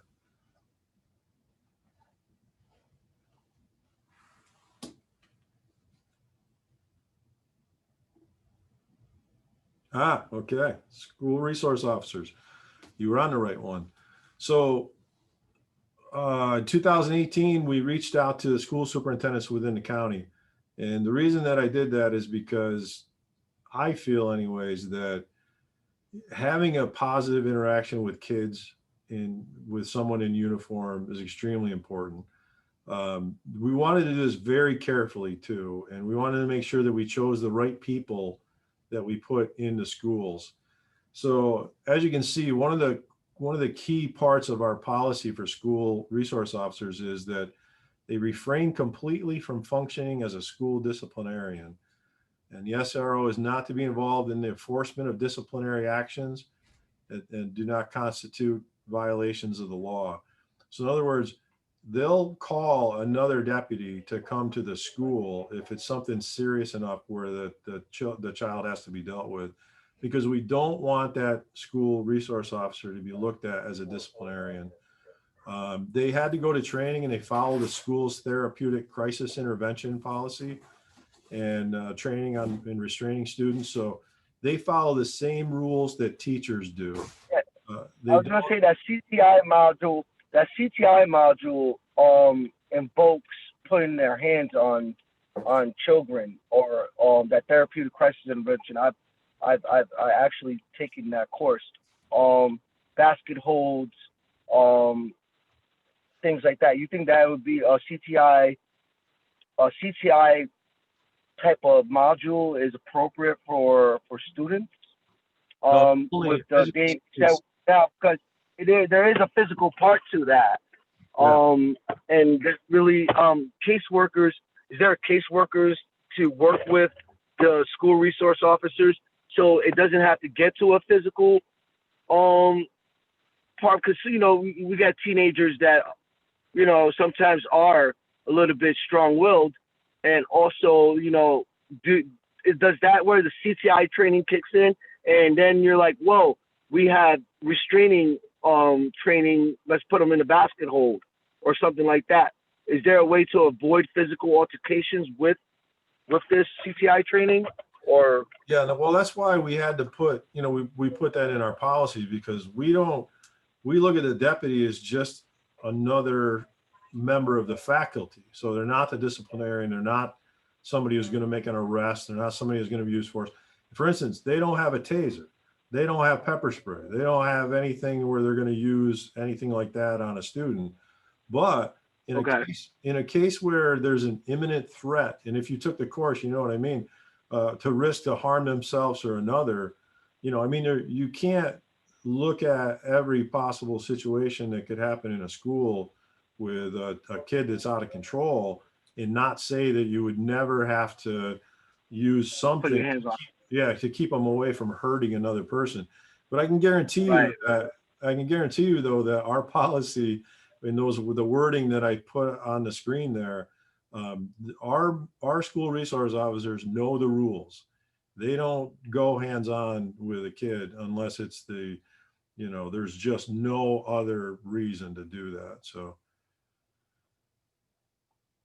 I think I lost your, I think you're muted. I'm sorry. No, that was great though, because that's pretty with. I feel like a lot of kids right now with having a hard times, the last thing they want to do, I think there's a lot of trauma with what's been going on in the last year or so with COVID that's going on, and different approaches, being that CTI training, the physical aspects of it need to be the last resort, but also the training conditions that these CROs are getting special training more. Are they expected to get more training since they're working directly with our kids at school? Yeah, so they went through, before we had to pull some strings too because of the way the timing was, but they all received training from the state on from School Resource Officer Association, I think is the name of it. But they went through a lot of training. I'd have to get, pull the records and look at how much training did, but we made sure they didn't go into school until they went through this course. And there was more than one course, and I can get the information for you, but I can say that I was, for one, very concerned about putting cops in school and making sure that they knew what their role was. And we made sure that the training emphasized that, and then our policy is very strict on that because we don't want them being the disciplinarian. And you know what? If you talk to any of the superintendents, we have 5 in 5 different schools. The kids love them, the superintendents love them, and for what we pay these guys to go work in these schools, they gotta love it because they're doing it because they want to be, that positive role model with the kids. So they're doing it for the right reasons. And then we just included some pictures from the different schools: Greenwich, Hudson Falls, Hartford, Argyle. And then we have one in Whitehall as well. And obviously with what's going on, with the pandemic and everything else, it's difficult. They can't do the things that the other thing about the contract with the schools is we also want them to be present at school events, the different things that the kids do, make sure that they're there, they're part of the community, part of the school, whether it's sporting events or after school events or anything like that. But as you can see, we had them work with in the areas of peer mediation, conflict resolution, and work with the school guidance counselor, which was very important. But they've really become fixtures in the schools. And as you can see, one of the key things is to promote a trusting relationship by developing lines of communication with students and staff. And that's what, a lot of times when I go out and talk to different groups, I say, I don't want our only interaction with the kids in this county to be when their parents are getting stopped by the cops or we're at their house because of domestic violence or whatever, Much rather have them see one of these school resource officers in school that they can become friends with. And they see him in uniform as not a threat. They see him as somebody they can talk to. And we've actually had, cases where kids have told the deputies, some some stuff that's going on at home or stuff that's, problems that they're having. And we've been able to hook them up with the right agencies, whether it's DSS or mental health people or whatever. So it's been an extremely positive thing for us. We hope more schools will join on board, actually. And we're getting towards the bottom here. So demographics, I think Linda, I think you mentioned that. So what we did is we went back and looked at our arrest records, kind of like we just found out how we could do that ticketing thing. And honestly, I didn't even know that. Undersheriff figured out how to do that today. So we'll be able to make some other slides. But this is our arrest data from 17, 18, 19, and 20 with race, ethnicity, and also sex. So you can see different, like this year to date, we had 302, I think it is, 323 total, 302 white and 20 black. The one thing to remember in these numbers is that the numbers for either race could be the same person multiple times. It's difficult for us to break that down any other way. So, out of the 302 white, it could be the same guy 10 times. So it's kind of difficult to break that down. But it is something I think that we should work with our records management system and see if we could do that. It would be a better number, in other words, you know what I mean, more accurate number. And that's the ticket one that we figured out that we showed when Linda brought it up. So recruitment, huge area for us. We take recruitment very seriously. The one problem with recruitment is really a problem that's generated by the state. So a lot of people don't know that, you apply to take the test. And then when you take the test, you are placed on a list. And then on the list, the agency, like our sheriff's office, we have to pick from the top 3 of that list. And until a couple of years ago, you also had to live in Washington County. So I went to the board and I said, we're not getting a very big pool of candidates if just limiting it to Washington County. And it's also hurting us as far as hiring a diverse workforce. So the county allowed us now, we passed a resolution at my request, we can hire from a contiguous county. So from Warren, Saratoga, Rensselaer, Essex. So we're allowed to, hire people from that pool. So we have more people taking the test. We have more people of color taking the test. We have more people, different, male, female, what other ethnicities and race. So it's really opened up the pool for us, which has been great. And like you mentioned earlier, Deputy Green, one of our best deputies, he was a candidate in the top 3. And I'm very happy that Will chose to come work for us. He's doing a great job for us. Does your deputy, do you plan to have your deputy do some engagements with the community as far as diversity, being that he is your only African-American sheriff deputy in your department, for him to have some engagement with the public, being that you do have a population that's 94% white? Right. And how does the public, how's it been for his experience so far, and has he been honest with you as far as the engagements with the 94%? How is his reaction? How's the public, to him? And is there the reaction when they see a black sheriff in the community? Has it been positive? Has he noticed any people taken back by it, seeing him in the community? How's been his engagement so far?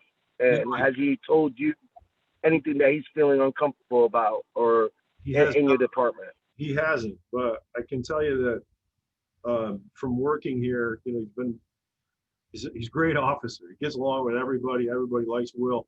We have seen no issues whatsoever. And it's a great point that you bring up.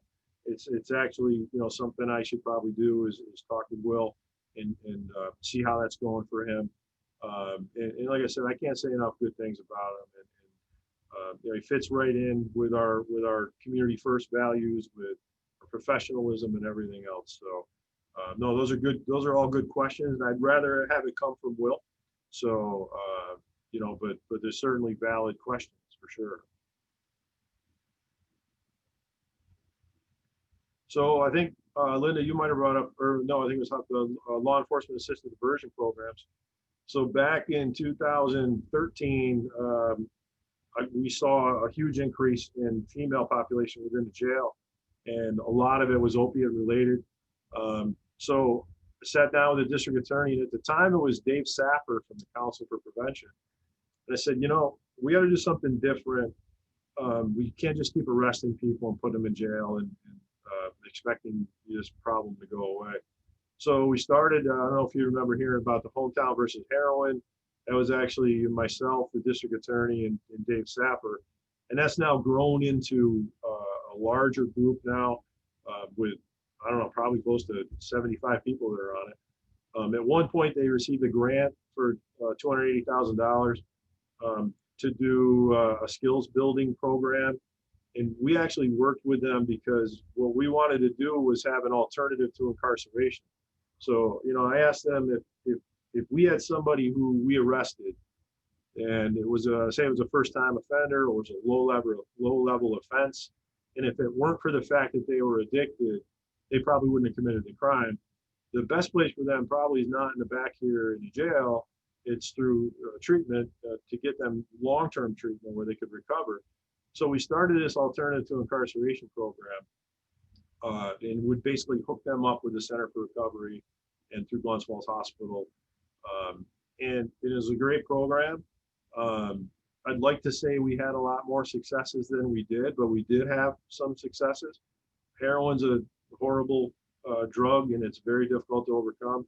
But the one thing that we did was we did offer, as you can see, treatment, drug court, or other pathways other than jail. So our deputies were actually trained to identify people that would fit that criteria, and we would reach out to the Council for Prevention and say, hey, we have a guy here, he's a young guy, he has been in trouble before. And we even went so far as to say, we don't have to arrest him. If the victim is willing, we don't even have to arrest him. So we can offer that person, you can go to treatment tonight, or you can get arrested and go to jail kind of thing. Because one thing we found out is that, I hate to say that's the most vulnerable time, but that's the most opportune time for someone to accept treatment, is if they know they're going to get in trouble otherwise. So we still do that. Our deputies are still on the lookout. Yeah.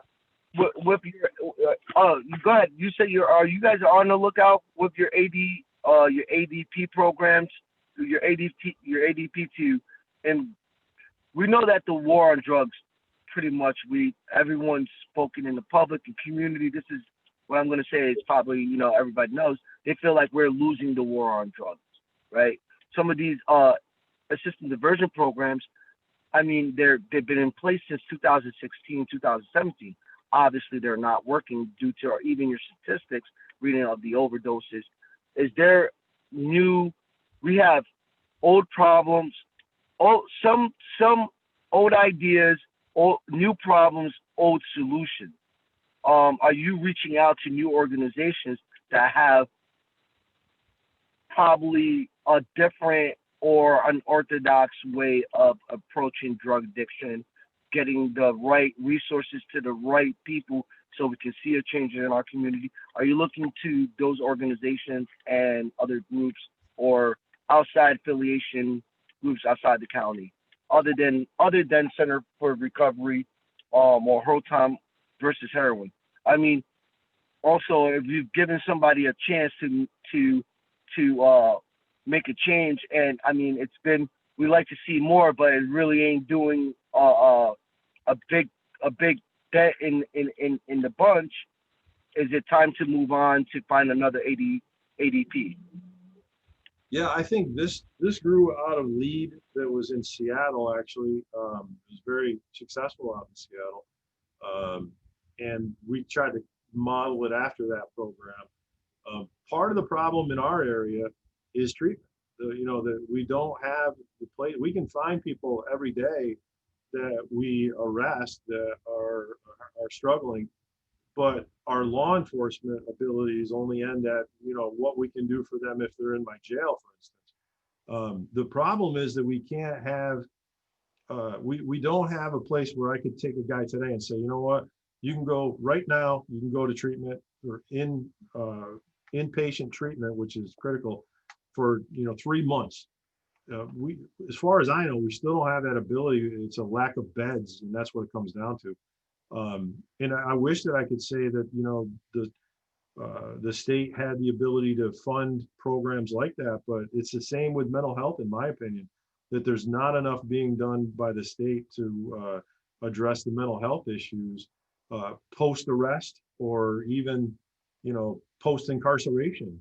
But our jail, for instance, provides more treatment and more mental health resources than somebody could get out on the street.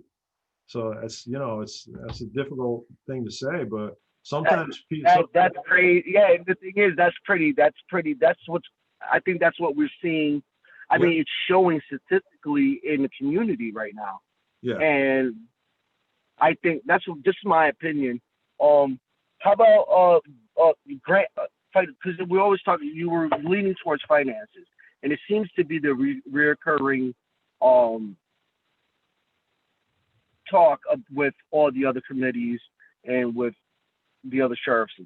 Do you have grant writers? Do you plan on speaking to grant writers in the county building where they could come up with grants for some of the new ADP ideas and creating stuff like that for you folks and for us as public, for the community?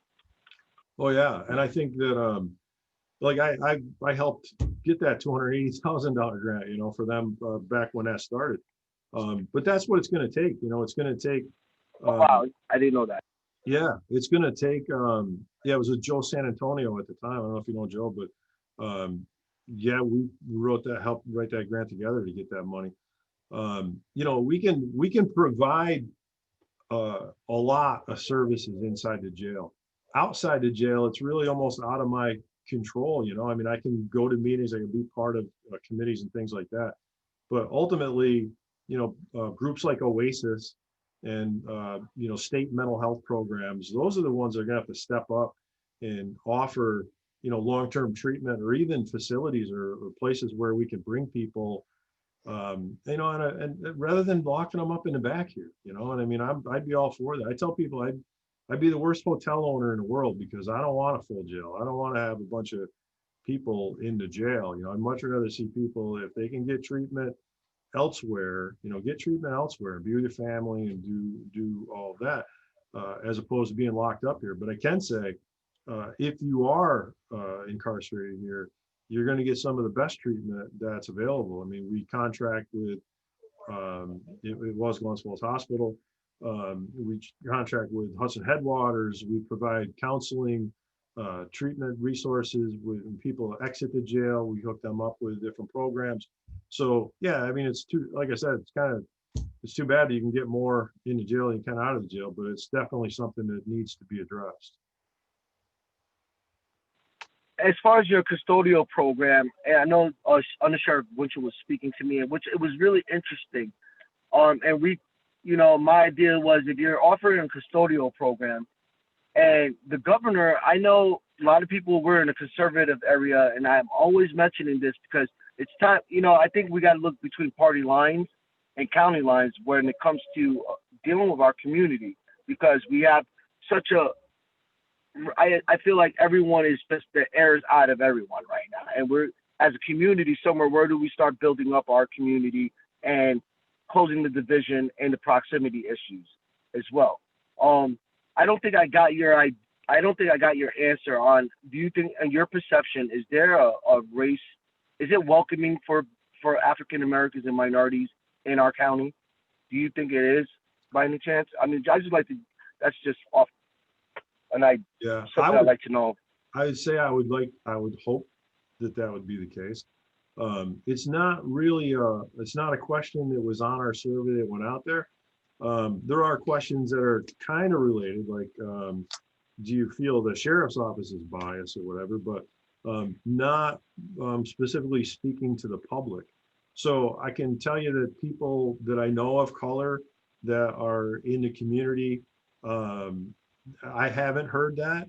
I don't know if you know Mike Jones. He's a Huntsman Falls guy who owns Jones Cam. He's on our committee. Yep, I've known Mike a long time. He's on our community, and I've talked to him about issues like that. And he says he himself hasn't experienced that as far as law enforcement.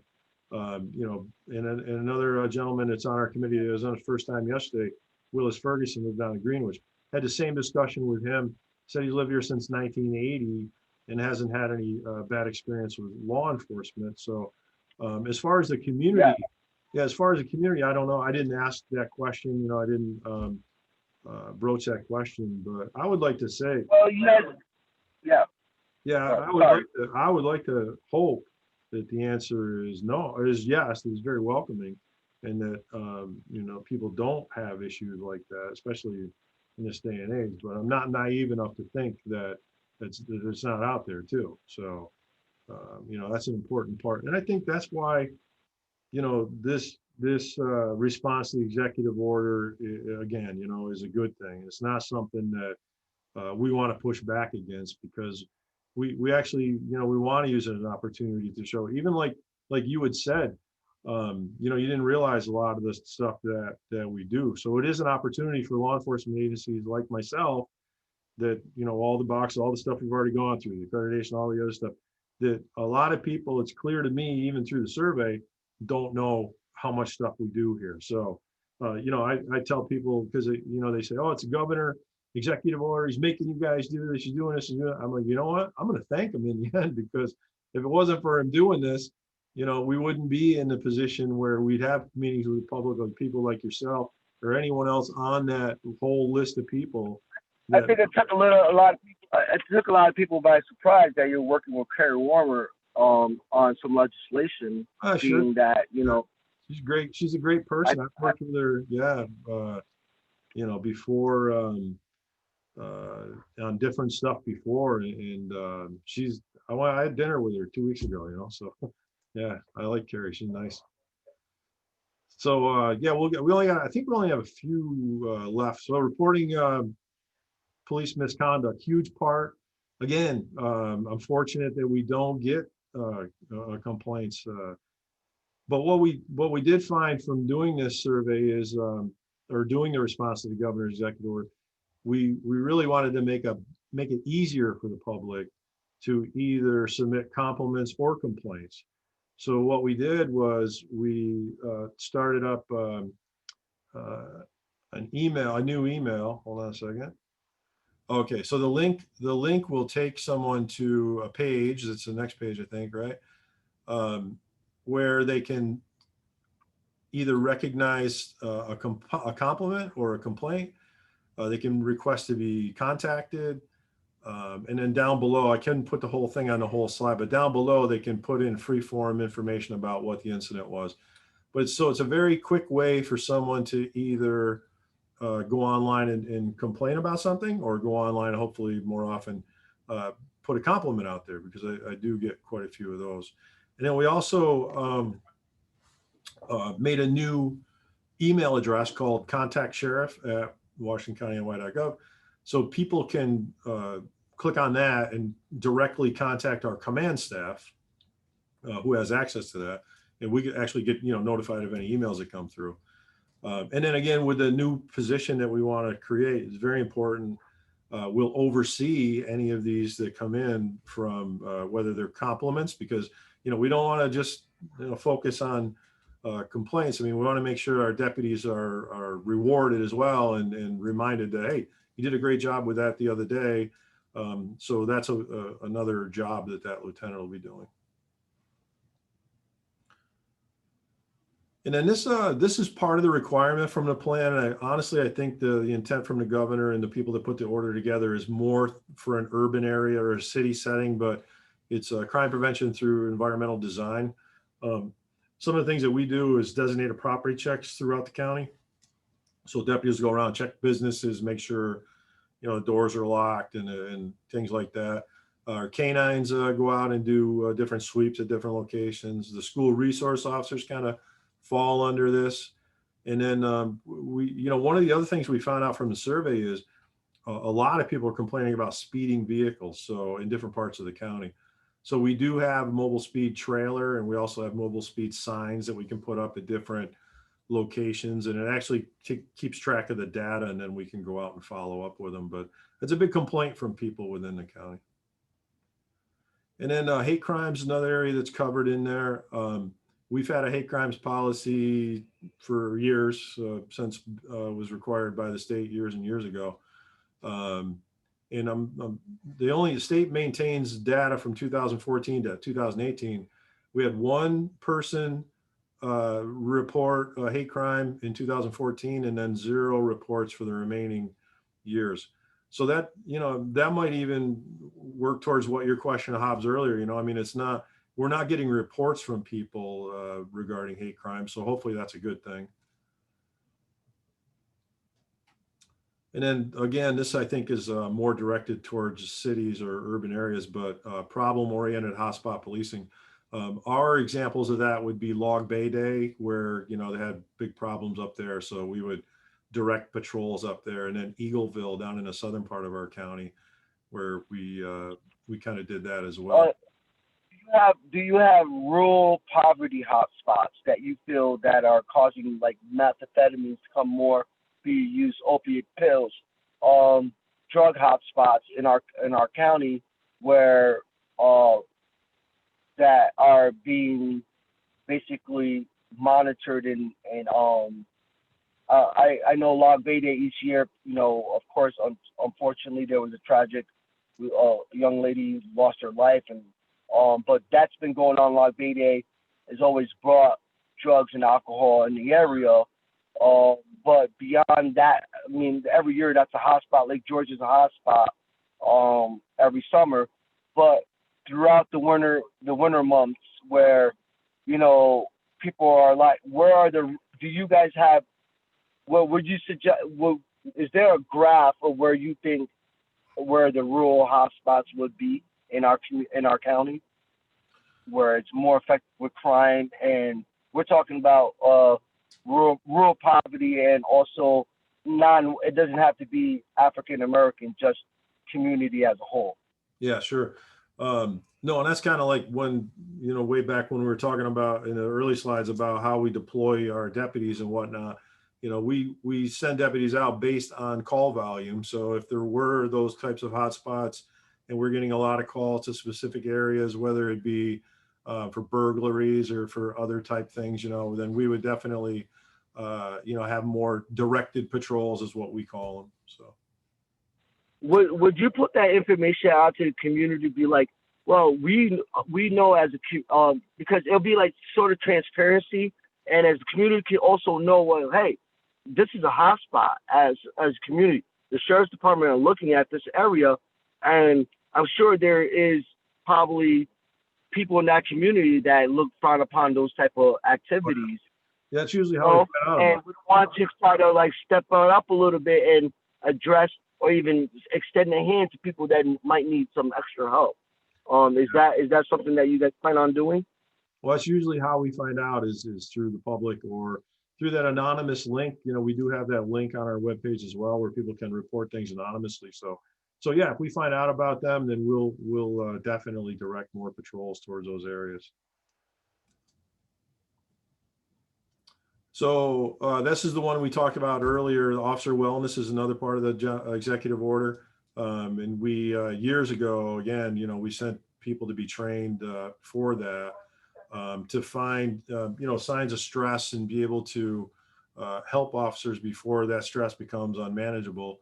But again, they're also available to use with EMS, firemen, or even members of the public, when we have traumatic incidents. So very important. Is there evaluations before when one of your sheriffs is trained? Do they go through I know they have a mental evaluation.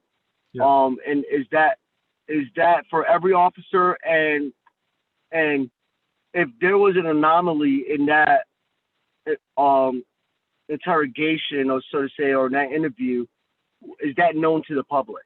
And is that made known to the public to say, well, hey, he passed, this sheriff passed 85% of the interview, but there was some questions in bias or some type of history of I don't know, what kind of my second question, I guess, related to that, what kind of therapy, like what kind of interrogation is there for your officers, as far as, do they sit down with a psychologist before they're hired, and how rigorous is that for them? Yeah, so that was back, I didn't actually cover much of that. That is on one of the slides, like if you go to the webpage and download this afterwards. But basically how it works is we would hire, or we would interview those top 3 candidates, right? So we have an interview panel, and there's usually 5 of us, and we ask each candidate the same questions. They're like 25 to 30 questions. All of those questions are scored 1 through 5. And then after we do the interview process, we total up the scores. And it's amazing because usually each one of the raters has the same score. Like they'll rate, this guy, this many, this girl, this many, whatever. So that's a good way of being able to judge someone during an interview.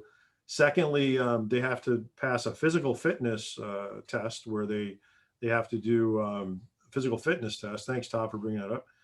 And then also psychological examination that they do, that we get the results back on that as well. And then a complete financial and employment history. I mean, our application book is, I don't know how many pages, but it's got to be 100 pages. And we also go out and we'll interview all the neighbors of an applicant to see what the neighbors say about the person. We'll ask them, now this is going to be, I'm going to be letting a little out of the bag here, but we ask them for their social media username and password, and we look at their phones and their social media accounts and everything at the same time. So I can tell you that our application process is rigorous, and that when we pick somebody to work here, we're getting the best person that we can out of that group. Again, I'd rather have it be pass fail and have the entire list where we could pick based on their work history, their education level, all the other things combined, rather than just the top 3 based on a score on one test. So the Sheriff's Association is actually lobbying the state to try to get that law changed, because along with removing our residency, it would open it up much more and also include a more diverse workplace, in my opinion. So those are very important. But yeah, if somebody fails the psychological test, they're not going to get hired here. And if they don't do well in the interview process, and there's other issues or things uncovered during the investigation, we actually assign the applicant to an investigator. So that investigator takes that applicant and does a complete investigation on the person. So yeah, it's very stringent. So that was the last slide. So if you had, Thank you. Yeah, no problem. If you have, and again, if you go to Washington County Sheriff's webpage, there's links on there of different things. And that updated PowerPoint that you just saw, nobody else has seen that yet, by the way, but that's updated to today. And then it will be continued to be updated throughout this process so that everyone can go and see where we're at the different levels. That's what it looks like on the page when you go to the website. And then you can see the Governor's Executive Order Survey Guide, Executive Order Survey, 2019 Annual Report. There's all kinds of stuff on there that talks about the office. I think you're muted. Muted. Yep. This has been an amazing presentation, and I appreciate your patience and time to give us. I was expecting more people from the grassroots coalition, but I believe a lot of them with work is 5 p.m.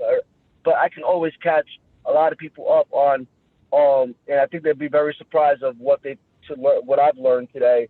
I looking forward is think one of my questions I had right down here for you. As far as you were speaking with Kerry Warner about legislation, are you helping her write legislation to be passed for criminal justice or criminal justice reform?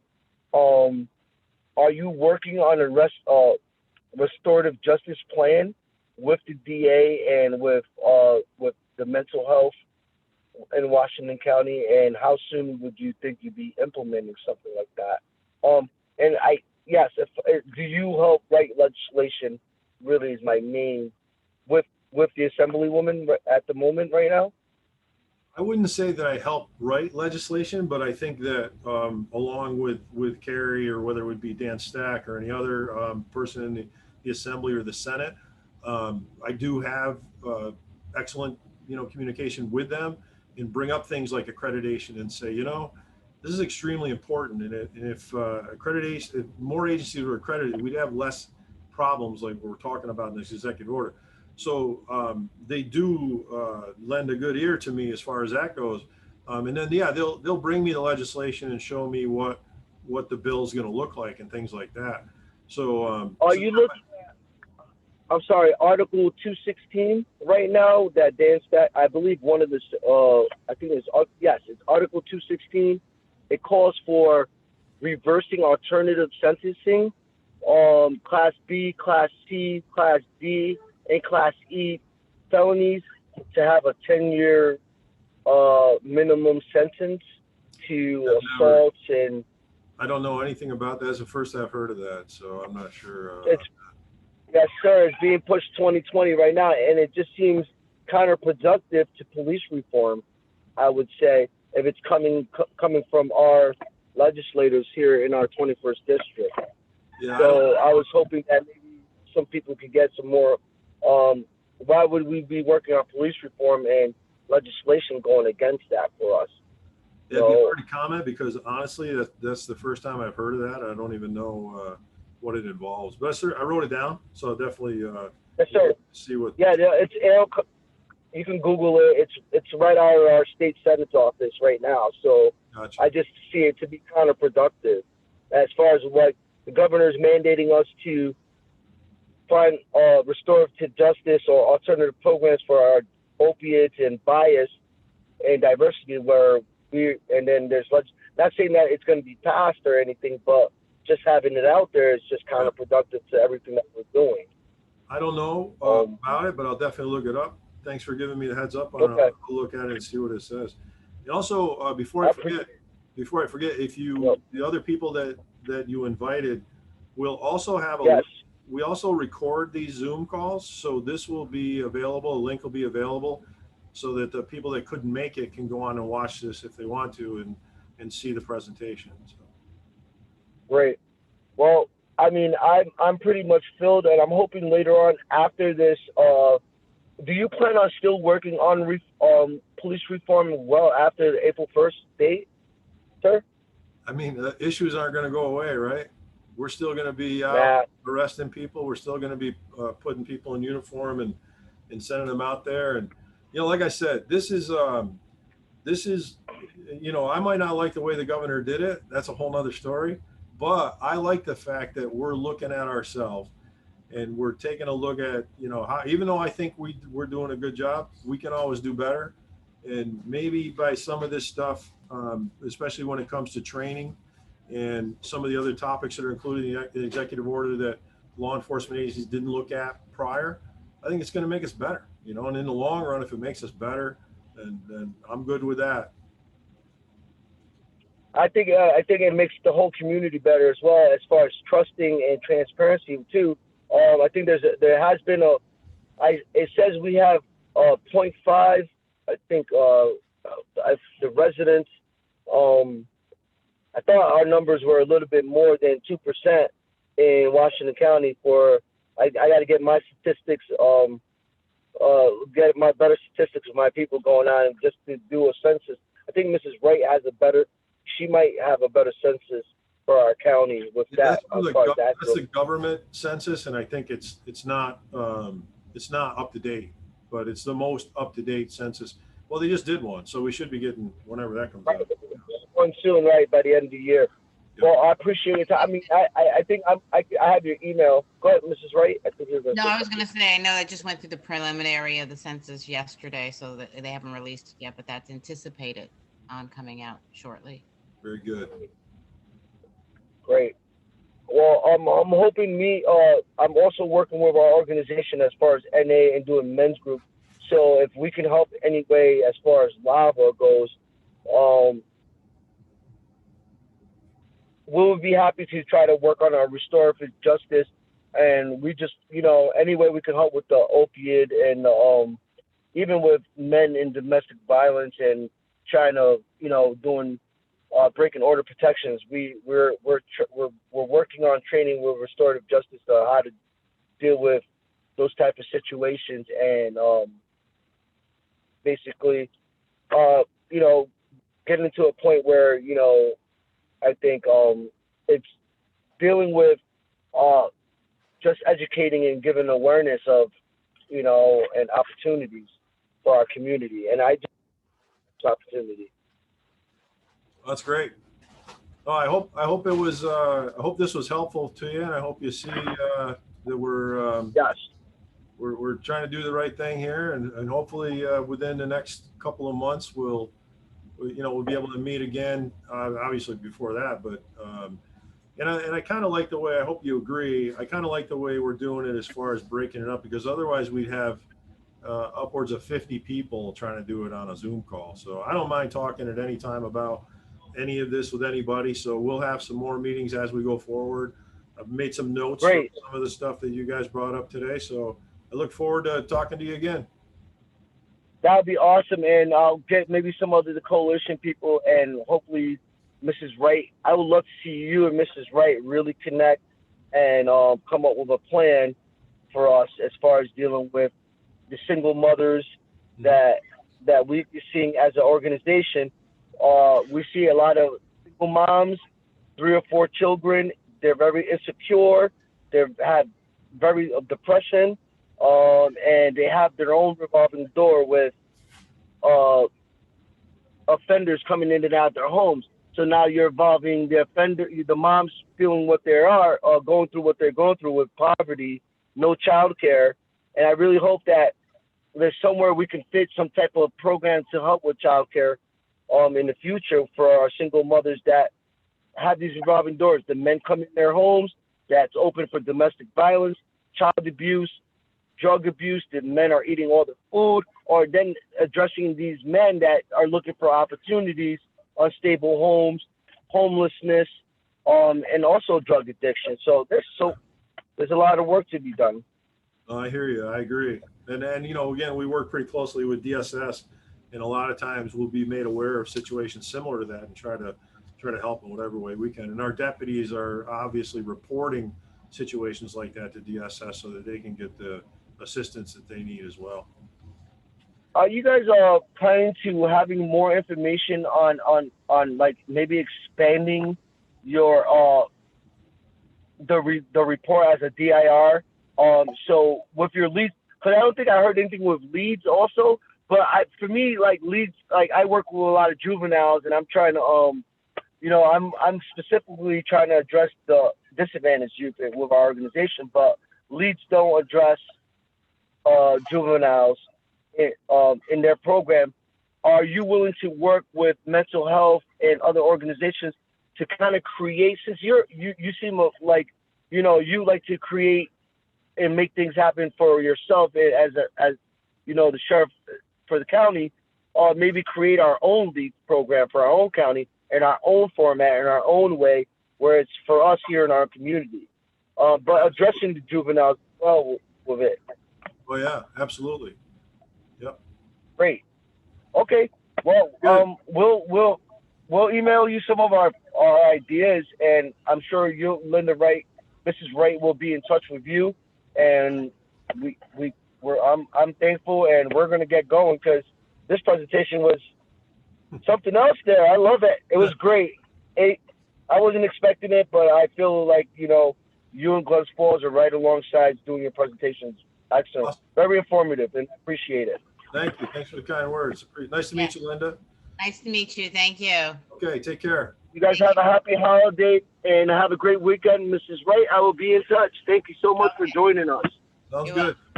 Okay, take care. Happy holidays. Bye, folks. Bye-bye.